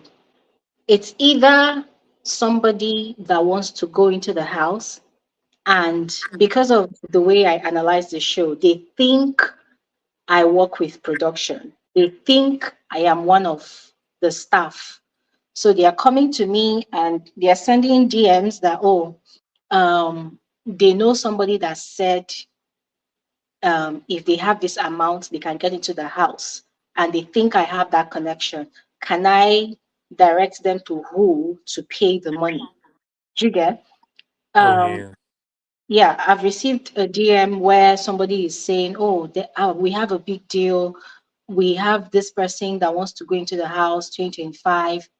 If you if you stand as the blogger that promotes the person, this is what you stand to earn." And to be very honest, it's a very juicy proposal because if you think about it, hey, how much am I making from YouTube? So this could be an opportunity for me to earn extra, regardless of all the backlash from fanatics. But then Yes. at the same time, one thing a lot of people don't realize is these, number one, my integrity for me, it matters. The kind of life I live. I don't want a situation where one day, even off YouTube, I'm a very careful person. I don't want one day somebody will go and release one receipt and say, I caught Glory doing this. I hate such a situation. So Yes. I live a very private life where I have created this shield for myself. Anything that would get me into unwarranted trouble, I don't want it. Not to now talk of anything connected to the Big Brother show.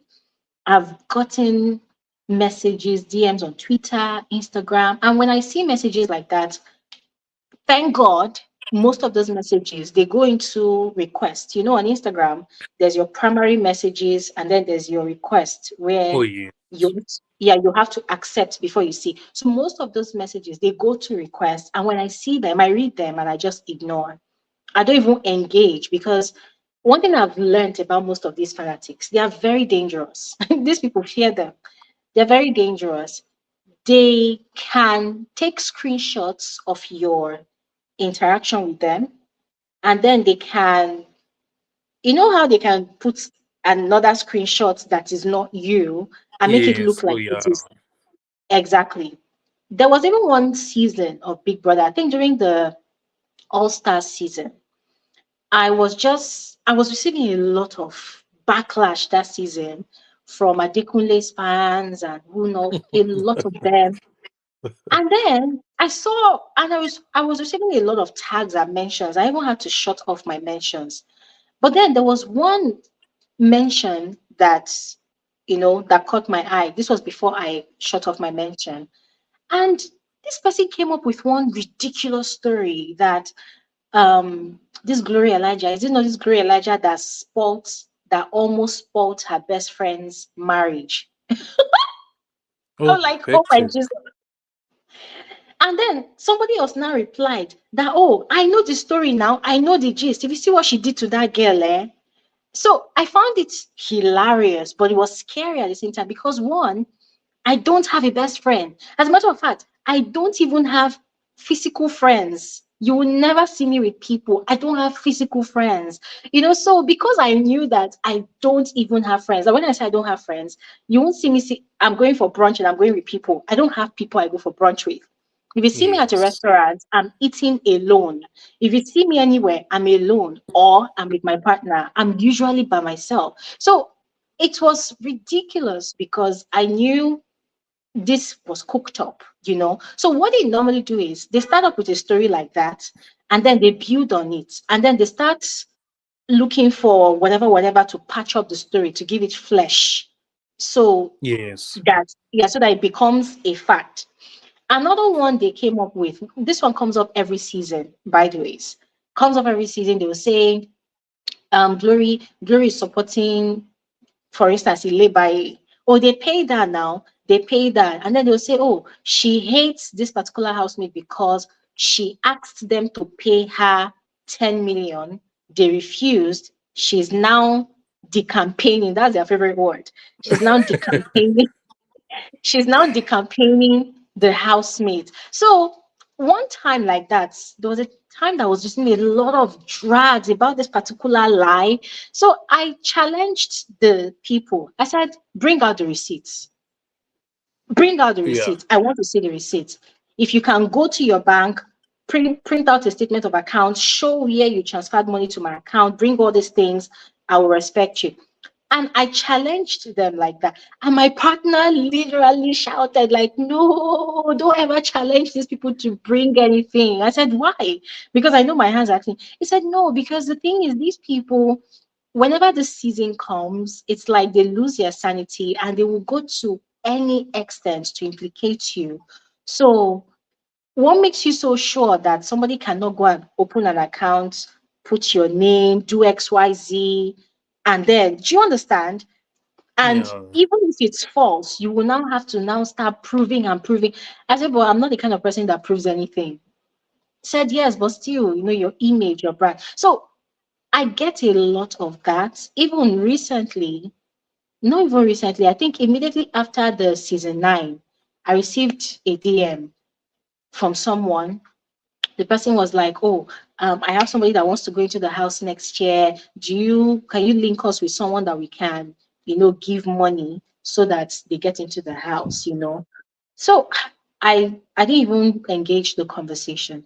So it happens all the time. And if you ask me, will I ever collect money from anybody? The answer is no, because number one, it's going to taint the integrity I have been building for years.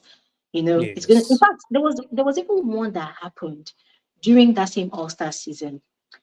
After All Star season, I met somebody on this my channel during one of the live streams. A very amazing, classy woman. She sent me. She said she wanted to connect with me. She spoke on the live, and I sent my email to her. And just as I normally share my email on the live, and Yes. she sent me an email, put her phone number, and she said I should call her. She loves me. She wants us to talk. And I called her, and this woman and I, we spoke for over an hour because she's that interesting. So it felt like we developed a bond. I liked her inside because she's more mature than me, very older than me.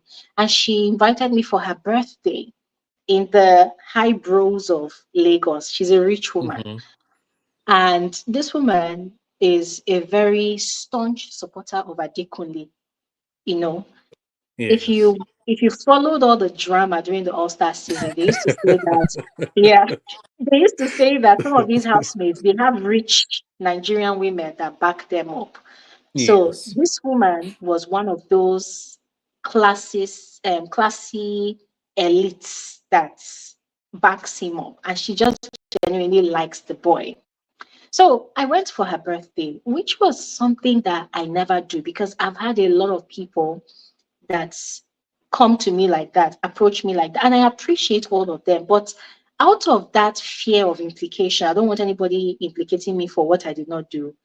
I try to remove myself from invitations. Somebody will invite me for things, I will not go. But this particular one, because we spoke for over an hour and I enjoyed our chat and we spoke a lot, I said, let me go. So I went and I met Adekunle's manager at the event.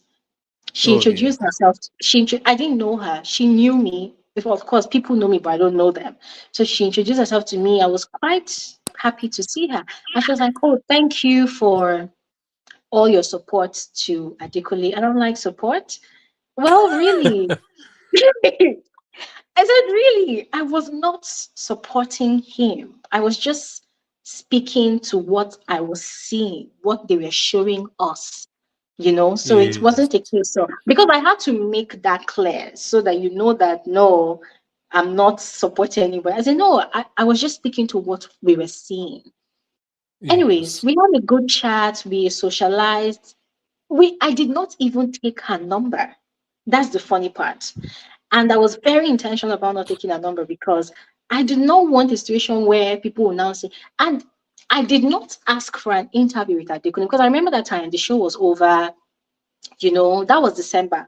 People wanted to have interviews with these housemates. For me, I had my interview with Pere and Doing, and I was okay, So Yes. I did not ask for an interview with Adekunle. I did not. She said, oh, maybe she's going to talk to Adekunle to talk to me. I'm like, oh, if it happens, fine. If it doesn't happen, fine. Because for me, Adekunle's fans, they were very toxic to me. So I did not want a situation where I would bring him to my platform and his fans will now come and think I brought him so that they will go easy on me. For me, I already zeroed out his fans. I said, nah, you guys have not been unreasonable. Have not been reasonable. So to cut the chase, what happened? No, was it during level up season? I'm trying to remember if I'm not mixing the story up because oh, I remember now. It was level up season. It was level up season that's after level up season, the old Sheds and Bella time that we met. Then Yes. all that season now happened, and you see all the shenanigans that Dikuli was doing in the house, and me, I was speaking against most of them, and the fans were really toxic to me. It was okay. It was after level up season that I met his manager. Now, after during the level up season, that was where I was not seeing gists on the timeline. And what was the gist? These people said, Adekunle's fans said that they don't understand why I loved Adekunle during level up season and now I hate him during All Star season. That they heard that it is because I met his manager and I said I wanted to date Adekunle and she refused to link me to Adekunle. That was the first story. The second story that was on the gist was that they heard I met his manager and I begged for an interview with Adekule and Adekule refused to grant me an interview. And so because of that, I dislike the guy and so I'm decampaigning him during All-Star season. And that was the Oh narrative. wow. No, I'm telling you, I'm not even kidding you. And that was the narrative people were flying with.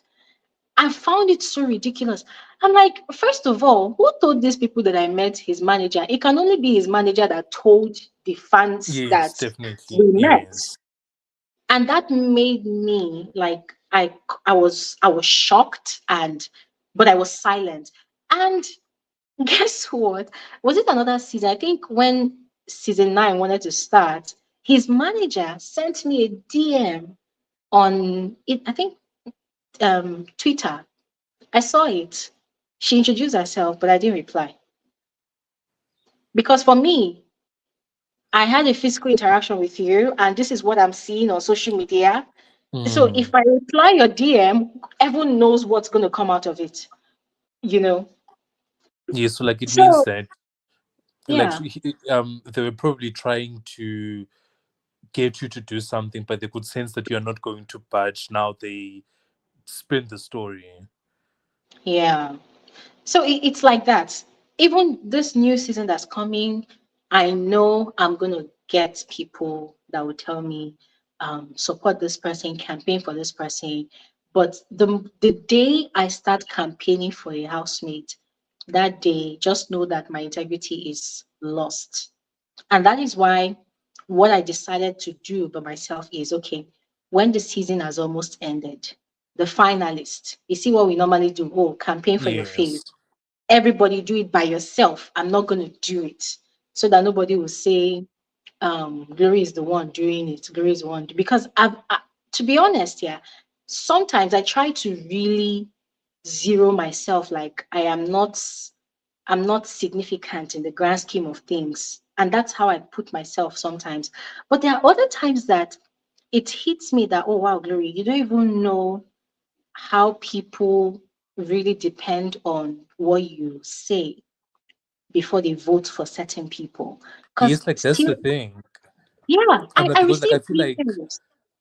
because like I feel like the people that do the handlers have realized that there is no other platform on YouTube or like other platform on Twitter or X where it gets so much interaction like your one, because even if they come out to do their media rounds in these various radio stations that have YouTube channels, the amount of people that watch those interviews aren't as much as the people that would tune in on a daily basis on like your daily video. So now they realize that you like what you say on your show would actually sway a lot of people, but unfortunately for them, you are someone that reports on what happens and you're not gonna go and promote like Mercy Mm-hmm. or someone to win at a particular show. And that's where I feel like they Mm-hmm. themselves want you to do, because they know that if Glory could back this particular contestant, 90% certain they'll probably make it to the final, because you would come here every day and say, oh, did you see what like Kosi did, blah, blah, blah. And then we'd like, we'd end up backing her because of the things that you say on your show. So I Mm-hmm. feel like that's where they are probably coming from, of trying to persuade you or want you to actually Mm-hmm. back a housemate. Yeah. Yeah. And you see, because of this, the way these fanatics operate, it has also sort of changed how I personally also choose to interact with the housemates. Now, aside the fact that most of these housemates, for whatever reason, if whether it's by virtue of their management telling them don't go to that girl's channel, or this one saying don't go to that girl's channel, or whatever is going on, there are certain housemates that I really want to interact with after the show, but I tend to hold back because I understand what that will do to whatever brand they are trying to build, you know. I'll give an example. What's this person's name? Um, Victoria from the on Yes. season 9. At the very beginning, for me, it was because of how production, that's the South African production team, had conducted themselves during um, season 4. That whole Liema situation, Bravo Yes. B. Yeah. So I felt very strongly that Victoria too should have been evicted, because why is she in the house? 2 weeks, she didn't do anything. Why is she in the house? So for me, that was another manipulation at play on the part of production, you know. So Yes. when she now started coming out of her shell, I was quite impressed because I felt like, okay, this is actually very interesting to see, right? So that was one person that, okay, after the show, I really wanted to have a conversation with. But you know how the fanatics reason? Their reasoning is always very skewed. They will now come up with one ugly narrative of, oh, you that you hated this girl. Now you see that she's shining. You want to come and associate with her. I'm like, okay. Oh. You people should carry your favor and go. I don't want. So it's crazy like that. So back to your question, am I ever going to campaign for any housemate during the show? No, never. I don't want, I don't even want to be associated with the housemates. Because there's one thing I always say here, that the people I see during the show, I do not see their real self. I see people who are out to compete for something. Yes, Because true. you see, a lot of, I think most of these housemates, they refused to have this conversation because it's a very tricky conversation. Some of them say, oh, I'm just going there to have fun. I'm just going there to be myself. The one person I really believed that went there to have fun was Kidwaya during Oh his first yes. season. That Yeah, one, he was crazy. He was he went just to have fun. For a fact, Kidwaya did not go to win. He went to have fun because that guy, his father's wealth is long. Generational wealth. Generational wealth. Yeah, he went to really enjoy everything you see that guy doing. He went to have fun. If you follow Kidwaya on social media now, that's what he's doing. He's just traveling, perching around like a bird and having fun. That's all what he's doing, you know. So most of these housemates, as long see, so long as they are not as wealthy as Kidwaya, the fact is that they are going into that house to compete for something. If you're not competing for the money, you're competing for relevance. The worst thing that can ever happen to any Big Brother housemate is when the viewers do not hate you or they do not love you, they're just completely indifferent to your existence. That's the yeah, worst thing. There are housemates that tomorrow you can't even remember if they were in the house or not, but you can definitely remember the ones you don't like, the ones you like. yes, true. Yeah. So the people that participate on the show, they are going to compete for that thing, either the money or the relevance. Because it is only when you are relevant that brands will even approach you for a deal. True. It is only when you are Actually, relevant and you have that your supporting fan base, that's when you make your money. actually, just on the issue about money that you actually mentioned, I was thinking to myself that okay, so like I remember some time ago, it was after the All-Star season, I had seen a video of one of Mercy's voting centers, and someone had so like someone had a group of her fans, the I think the mercenaries, had gifted her. I think her birthday was the Friday before the finale, or the week of the finale, or with the Mhm. week before the finale. They had Oh, gifted yeah. her. They had gifted her those gold DSTV decoders that gave a housemate like 1 million votes a week or Mm, something. But then it was like quite a lot of it. And then I was wondering to myself, I was like, if someone, okay, if someone is wealthy and wants to enter the show, but is not entering the show to for the money, but is entering the show to win the show, don't you think that if the prize money is 100 million naira, wouldn't you, if you have it, actually take 100 million naira and come up with a social media team and invest that into your campaign and get into the house so that you would actually end up like in a way buying votes to the finale? Because imagine how many DSTV decoders or SIM cards and stuff you can buy with that amount of money.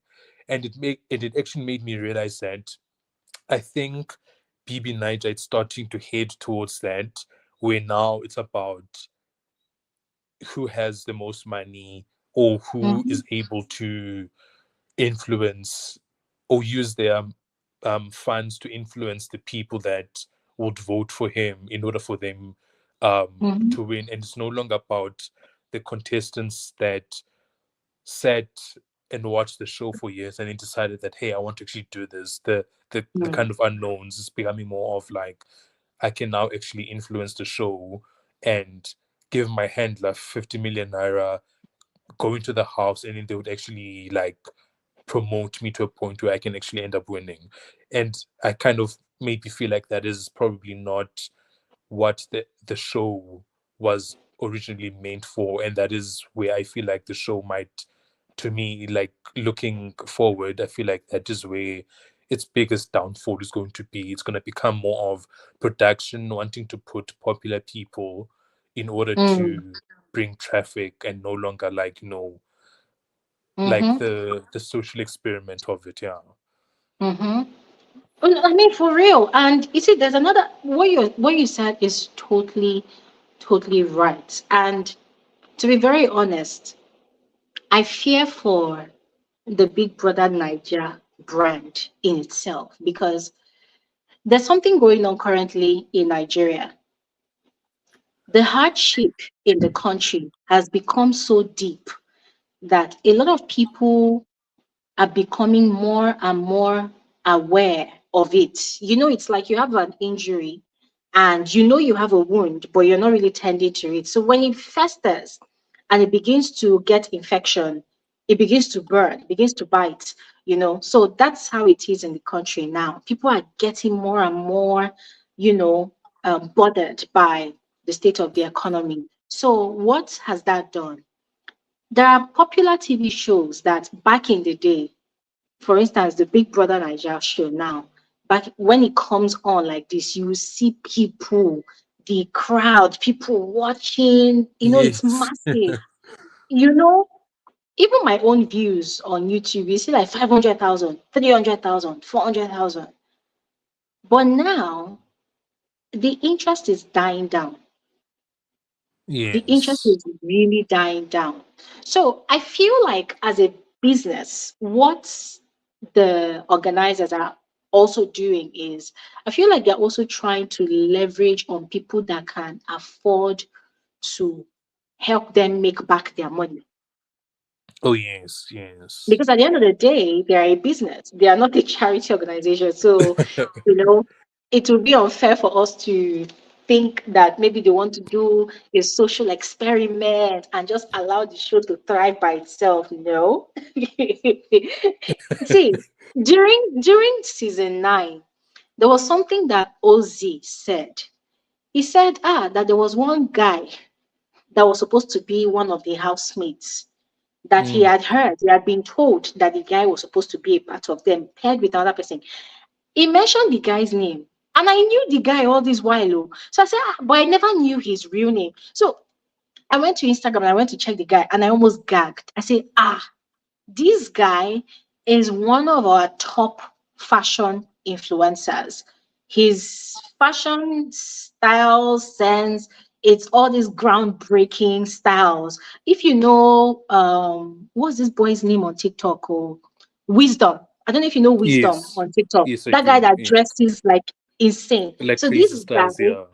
yeah. So this guy is like an upcoming wisdom in Nigeria. He styles like all these androgynous sets. He's very good. He's an influencer.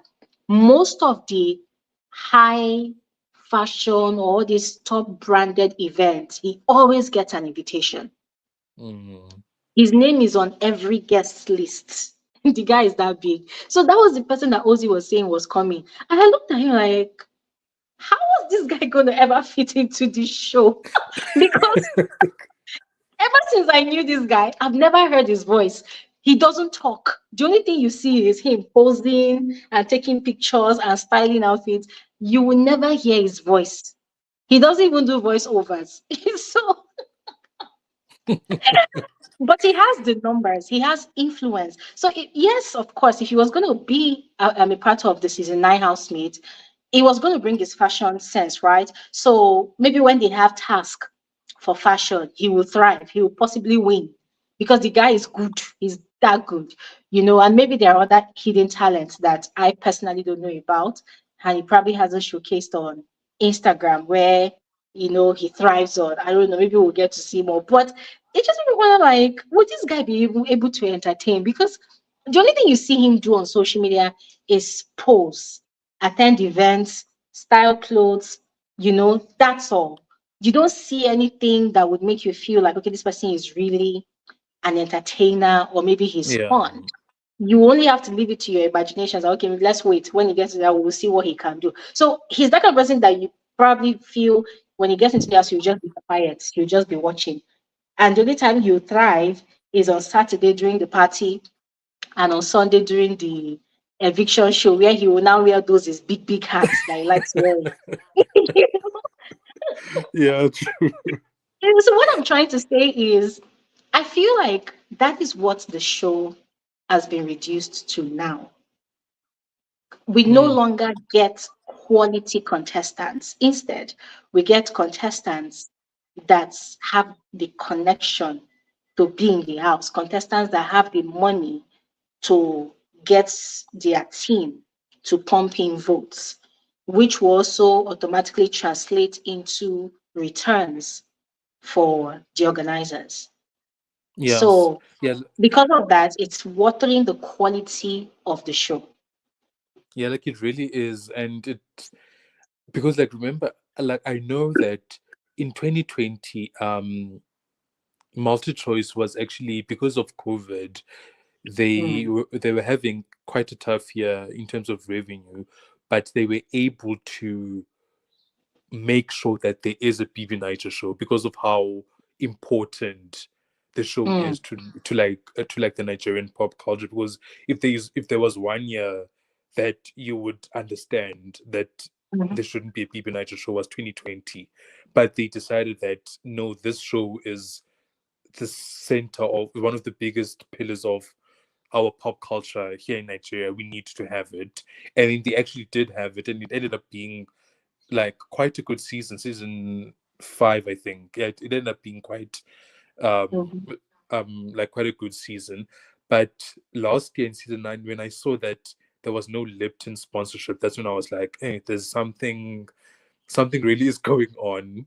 No, I think they Um left Nigeria. I think Lipton is part of the Unilever brand, yes, right? They yes it left. is. I think they left Oh Nigeria. Yeah, because I was also working towards working with that company, Unilever, and then as at yes. that time they left. And this all boils down to how the economy is very precarious. Some companies are leaving, and it's just crazy. It's crazy like that. Yeah, Yeah, it's it really is. crazy. But in conclusion, I really Mm, hope that I'm like, like I really would hope that there would be contestants, right, that mm, after the show would come and have a talk with you. Because I will use Perry for example. I was not a mm, fan of him in in Shiny Eye, because I just felt like he was a very mean person. And when he mm, came into All Stars, I still had that mm, grudge from his season. But after your interview, and when he went and like told his story and his side of the story, I kind of like mm, loosened up to him, and I was like, this guy was actually not that bad. So I feel like mm, your platform gives contestants that opportunity that media rounds, because like have you heard the questions that get asked on media rounds? It's it's like we it's almost like you are asking us things that have happened in the house. But when mm, contestants come here, it's mm. like you want to speak to the person behind who Papa Ghost was on the show, not just is Yeah. Papa Ghost as the player, but you give us that, I want to Mm, know who you are behind, yeah. the character. So yeah, so I just wish in the future that you could, there could be some more contestants that come and give us a different side of them that Mm, we don't see on camera, or we haven't seen in the 72 days that they were on the show. Yeah. yeah. I really hope so as well because you see, most of man, mentality is something else. Most of these contestants, they go into the house, they participate on the show with the mindset of when I come out, I am automatically a celebrity. And celebrities in this part of the world, I mean Nigeria, in this society, they place themselves on this ridiculously elevated pedestal where they feel like they are gods. Most of them, not all of them, most of them, they place themselves on this crazy pedestal. They feel like they are gods and everybody else is a peasant. And it's very sad that when most of these Big Brother housemates, when they come out, either by themselves or either by virtue of their management, they automatically take on that same mentality. I mean, hey, you just went into the house and you just came out. They immediately begin to carry themselves as a celebrity. Not even like you're not even popular yet in that sense. Yeah, seriously, they just carry themselves as a celebrity. So when you send usually I would send an invitation to a lot of them, but then I stopped and then I decided, okay, I'll send to a selected few that I really want to know their story because I know I cannot talk to all of them, you know. So when Yes. you send a DM or because you won't have email addresses, of course, when you send a DM, what happens is you hear we'll talk to our we'll I don't know whether it's a PA that is handling the page. We'll say we'll discuss with whatever. We'll get back to you. Okay. And for me, if I send you an email, I say get back to me. I'm sorry, I'm not going to follow back because I'm actually Yeah. expecting your feedback. I'm not going to follow because I'm not desperate for True. your attention. I'm not desperate. You're not going to pay me money for the interview. I'm not going to pay you money for the interview. As a matter of fact, there's nothing I'm going to ask you that you say that I'm going to use to make the video go viral. You know this thing that a lot of people do that you will say something, you not cut it out as the clickbait. If you notice, I don't even bother doing that. You know, for me, No. I just want to have a conversation. So you hear things like, we'll get back to you. If you don't get back to me, it's fine. Nobody dies at the end of the day. You know, nobody dies, you know. And then you will now find out that after that season of their reign, maybe 2 years later, the DM you sent, you will now see a message from somebody that say, "Oh, I love the work you are doing." I've gotten that a lot. You see a message like, "Oh, I love the work you are doing. Well done." Some of them you meet them at the airport and they are looking at you and they are hoping you come and talk to them. Nigga, bitch, I don't give a fuck about you. Like, I don't give a fuck about you. You know? So it's like, okay, there's even one in particular. There's one that this one won the show. And I I sent a DM, please, would love to have a conversation with you. And the worst part is at that time, this particular one had a huge fan base on this channel. Like there were people that loved this person on this channel. I don't want to mention the person's name. The person had a huge fan base on this channel. So I'm like, okay, and the fans were like, Glory, please bring this person. Glory, please bring this person. It was high on demand. I'm like, okay, fine.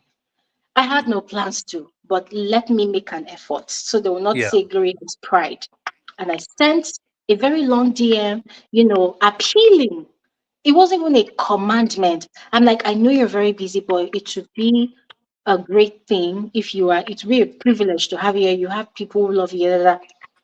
Did I not get a feedback? No feedback, nothing. But guess what? This is like how many years later? That one was 2021, 2022, 2023. This is 3 years later. Something happened. They posted something about this person on a particular blog. I found it funny and I reposted it on my Instagram stories, just laughing that, oh my God, you should just leave this person alone. Guess what?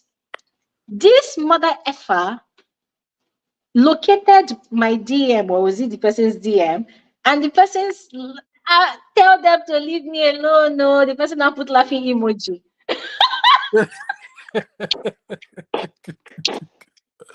Oh Serious? no. See, the person tell them to leave me alone. No, the person put laughing emoji. In my head, I'm like, Why is laughing with this one? So you remember my dear? No, you so it means that they actually do like see them and like, ah, I'm not gonna go. But then which doesn't make sense because in terms of like visual, like video wise, your channel, I don't think there's another Hmm, channel from the media rounds that has a bigger audience than your one.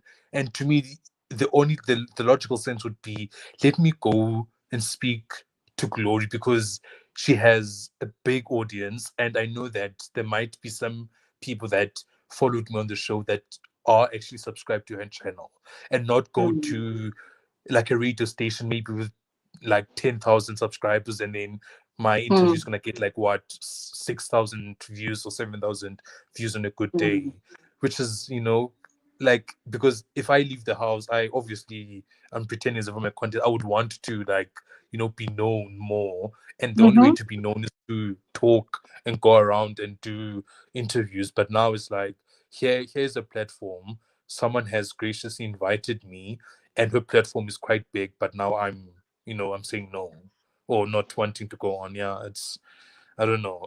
Maybe If, I if, you, think if you some. notice, yeah, Milali, if you notice, the people that we have invited and they graciously came, if you notice, they are very bold and audacious. They are proud of the game they played, and they are able to defend how they conducted themselves in the house. I don't know if you remember. We had Yes, yes. from Bibi Nzamdi season 3 or season 2, which one? We had Yoli, we had Acacia, we had BU, we had Yes, I remember. those bunch, and then look at Papa Ghost play the fantastic game. Despite all the hate, he still came. Look at Bravo B. Someone in his own situation would have tried to shy away, but he saw it as an Yes. opportunity to tell his own side of his story. And he came, and that guy, the love he got here, it was amazing. Look at what's her name? Papa Lerato. Goldfields, Lerato, the same thing. These are people that come like that and they know there's who is going to eat me up. The thing is, I want to tell my side of the story. Look at Pere, look at doing. Do you know? Yes, do you? So yes, look at doing. So and the people that I have those conversations with, I'm always very happy that I talk to them because I know that they operate on a higher level of thinking. Yes. They do not already see themselves as a celebrity. If there was anybody that should have seen himself as a celebrity, it should have been Pere, because Pere was already in the movie industry Yeah, like he before. was. Yeah. Exactly. He was already an actor, and then he had his first season, and then he had his second. Pere would have been the person. But even as a public figure, Pere understood the power of the media. He Yes. understood, yeah, he understood what that interview would do for him. So when he joined that interview, do you know that his friends who are also in the movie industry, they joined the interview? One of them even spoke. Oh wow. Yes, that interview on YouTube and in fact other across all platforms, we had over, is it over 20,000 people that were live. Oh wow. Yeah, over 20,000 that were live on that interview. And then after the interview, that live stream gathered, last I checked, over 50,000 views and View. interactions were just going. And when you check the interactions during the live and months later after the live, you will see how people were admitting that they misunderstood the Stood. situation. Yes. And you Yes. know what happened after that interview? Alex went into hiding. She deleted her Instagram account. Yes, that's it. She deleted. I did not have to do anything. All I did was come and tell your side of the story. Of the story. Yes. And he did. Alex deleted her Instagram account. For months, Alex was off Instagram. Was off. Yeah, she was Well, off. It was some months back that she came back and then she brought out one video talking about I have been bullied. I have been this. I have been that. I, s- I saw the video. I was laughing. Oh I was god. I was laughing. You know why? Because when parents would go for media rounds, if I'm not mistaken, the questions they were asking this guy, it felt like all the interviewers had the same question that they had Yes. been given. So they were asking him, they say you are a woman beater. Are you a woman beater? They say you are violent. Are you violent? No, those kind of Yeah, stupid like questions that I you really, want the I guy to really, admit that he's violent when he's not. you see, like apart from the questions that they asked, I feel like the lies that these housemates say on these media rounds really, really put me off. And I also feel Yeah. like with you, there might be that fear. There might be that fear with you that you you might end up, calling them out. Oh Where yeah. you if you ask a question and then I try to like lie my way out of it, there's that fear with you that, oh, Glory is going to like press on and say, but this happened and now I'm gonna be Yeah. exposed because of the type Yeah. of person that I was on Yeah. the show. Ah, for real. For real. Like, no, for real. It's a very funny situation. But just as you hope, I also share your hope. I really do hope that a lot of them will see it as an opportunity to come, you know. And I really do wish that they will stop thinking, oh, if we go, we are going to go and give Glory traffic. I'm sorry, you're not giving me traffic. I already have my traffic. And if I want to generate traffic, I know how to generate my traffic. You are not giving me traffic, you know.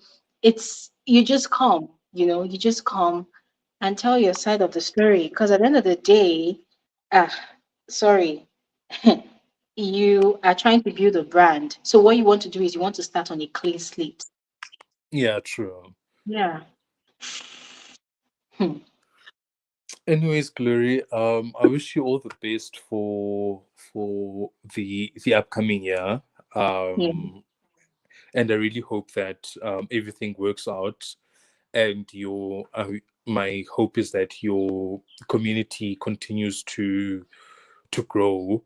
And like Yeah. a unique thing about your channel is that there are people that join that like your content, and there are people that join because it's almost like they hate watch. They want to hear what you have to say about bad things you have to say about their faves, but those people actually don't leave. They end up staying as well. So it's like a mixture of people that like you and people that are against you, and we form this big like Yes. this big community of people here on your YouTube channel.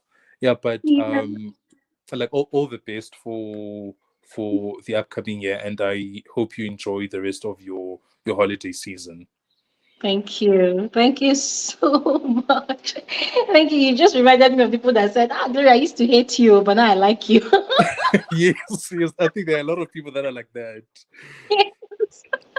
Oh my God. Well, thank you so much. Thank you so much. I am really grateful and I really enjoyed our interaction. Thank you so much. Thank you. Okay, cool. All the best. All right. Bye. Wow. Okay, guys. This is quite refreshing, This is quite refreshing. And I would love to speak with you guys more. So if there's anybody else that wants to join, please click the link in the comment section. While we were speaking, I saw that Chigoze Destiny also gave me a Christmas gift. Chigoze, thank you so much. God bless you. See, guys, you people don't know how much this gift, all this monetary gift you're dropping, you don't know how it's gonna go a long way. I am grateful. Thank you so much. God bless you guys. Thank you. Guys, if you want to gist with me, please hit the link in the comment section. I'm seeing Helen. I am seeing Erica. Thank you guys so much. Oh my God, look at Jay Fansworth. Jay, come now. Let's gist. Yes, indeed. It has been a fantastic year with you. Thank you so much, Jay Fansworth. Thank you so much. Guys, if there's anybody else that wants to join, please go ahead and join. I know that this is like the last weekend of the year 2024, and a lot of people are really trying to make the most of it because people are going to resume work the upper week. So people are trying to really have fun. So I did not plan to keep us here for too long, So I'm going to start rounding up right now. All right.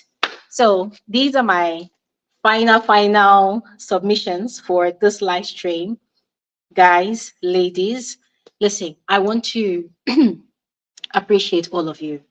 You guys have become a very integral part of my existence. You have no idea.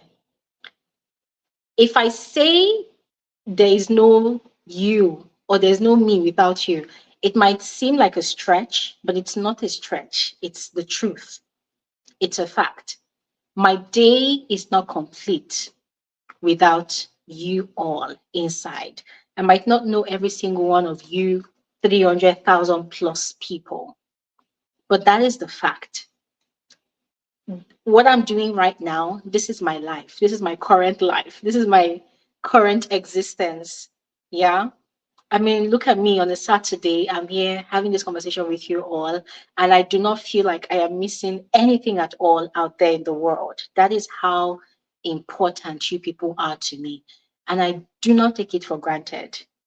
As much as I am an introvert, as much as I am a loner, when I am here with you all, maybe I put out a video and I'm interacting with you all in the comment section, I do not feel alone. I feel more of an extrovert than I am in reality, and it's a very good feeling. So I want to thank all of you. You guys have been riding with me for the longest time. We started this journey since 2017. I put out my first video and I talked about how I am looking forward to building a community of like minded individuals so that we can have conversations, and understand each other to the fullest. It's there on my first video and it has remained that way. And guys, every time it amazes me how we are just in line, like we're on the same path in this journey with me. I am grateful to all of you. You guys have no idea. I am grateful. Thank you all so much. The fact that you guys are here with me, you are still keeping my YouTube channel. You are keeping the existence of this YouTube channel. Most of the time, I tell myself it's not really about the videos. It's not really about creating the videos, producing the content, and putting it on here. If these people don't watch it, if these people don't engage with the content, what the hell am I doing? What the hell am I doing? Nothing. Who am I doing it for? you know so guys, I appreciate all of you so much. Thank you so much for making the year 2024 a fantastic year for me. This year was kind of precarious, but it was worth it. It was worth it. I am grateful. I cannot wait to do this again. 2025. I cannot wait to do this again. Thank you all so much. I am grateful. Thank you. And I see a lot of you pumping into my second YouTube channel, Simply Glory Elijah. I'm seeing the love, I'm seeing the support, and chai, it's sweet. It's sweet to have people that can ride with you like this. You go here and they're riding with you. You go here, they are riding for you. Guys, I am grateful. You don't know, I wish I could open my heart. Thank you. Thank you all so much. To every single one of you that every time we converge here and you go out of your way to drop a token. AB, there's okay, Chigoze today, there's NEJ, there's like there's a lot of you. Okay, Fortune does this. Like there's so many of you. There's so many of you. Like you really don't have to, but you still do it.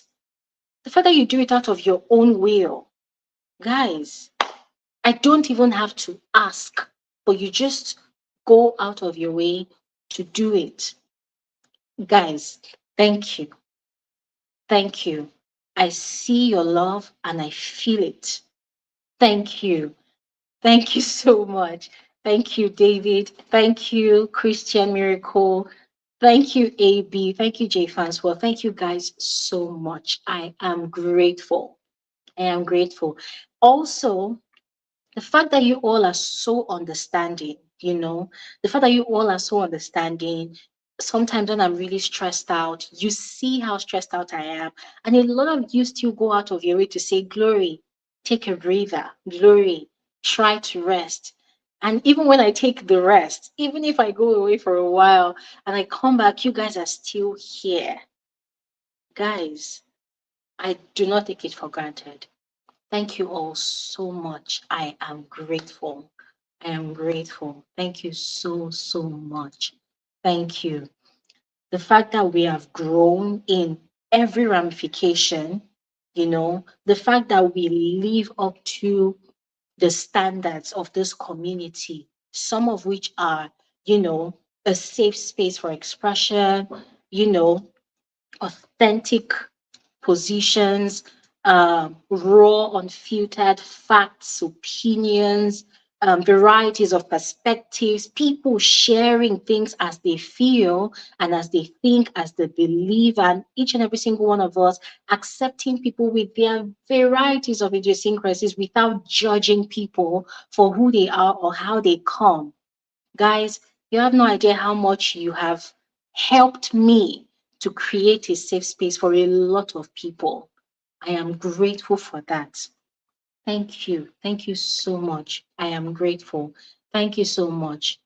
Thank you. There are a lot of platforms on social media that some people are going to look at and label, oh, that place is very toxic. I don't want to go there.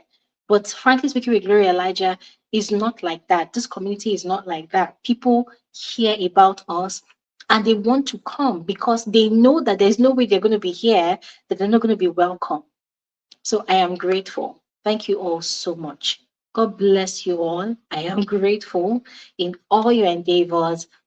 May God's hands be on it in all of your endeavors. For those of you that are givers here, as you've been giving to me, may God give back to you in every way that you want, that you need. May God give back.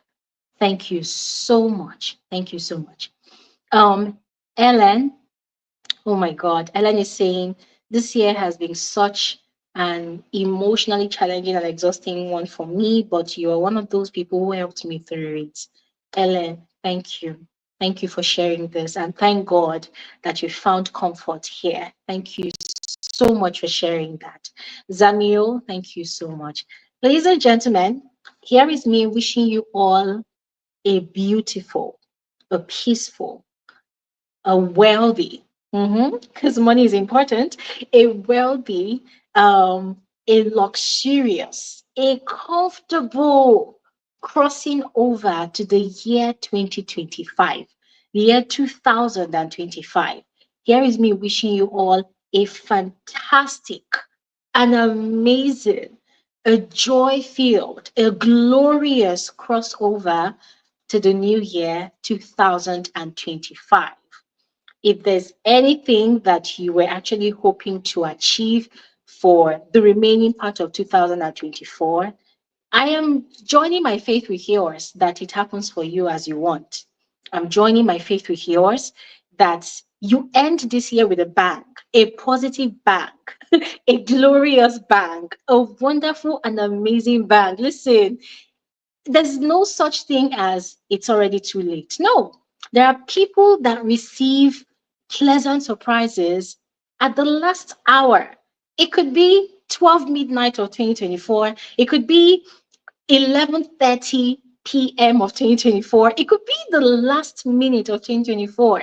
But I'm joining my faith with yours that if there's that one thing that you're waiting for, that you're still hoping that is going to happen for you before 2024 finally closes, I'm joining my faith with yours that it's going to happen.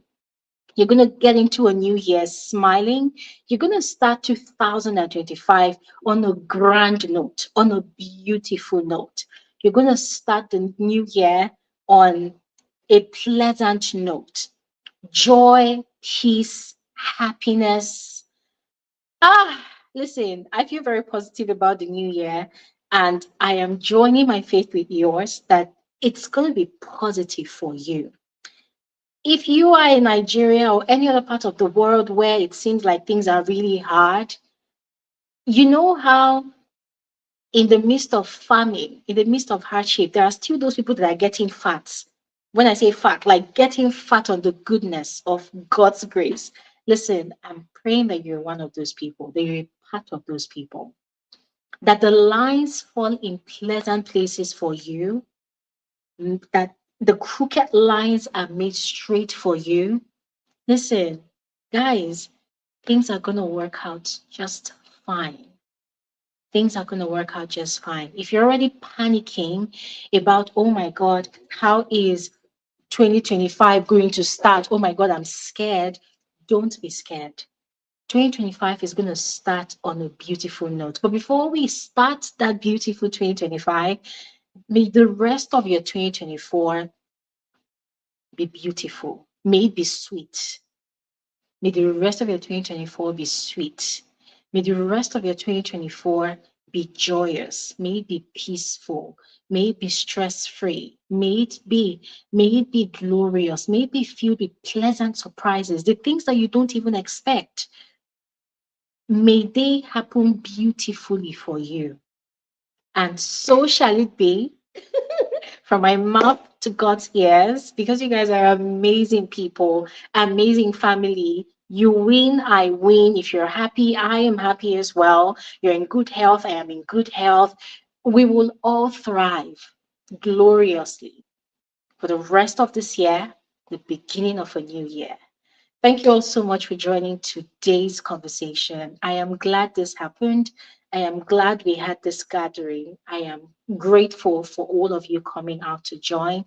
Thank you all so much. Enjoy the rest of your evening. Make sure you enjoy it. Enjoy this weekend. Enjoy it. Rock this weekend like it's your last weekend. If okay, of course, it's the last weekend of 2024. So, of course, definitely rock this weekend as much as you can, all right? And I will see you guys on another video, which is going to happen much later. Yeah, because for now, I'm trying to be consistent on Simply Glory Elijah, all right?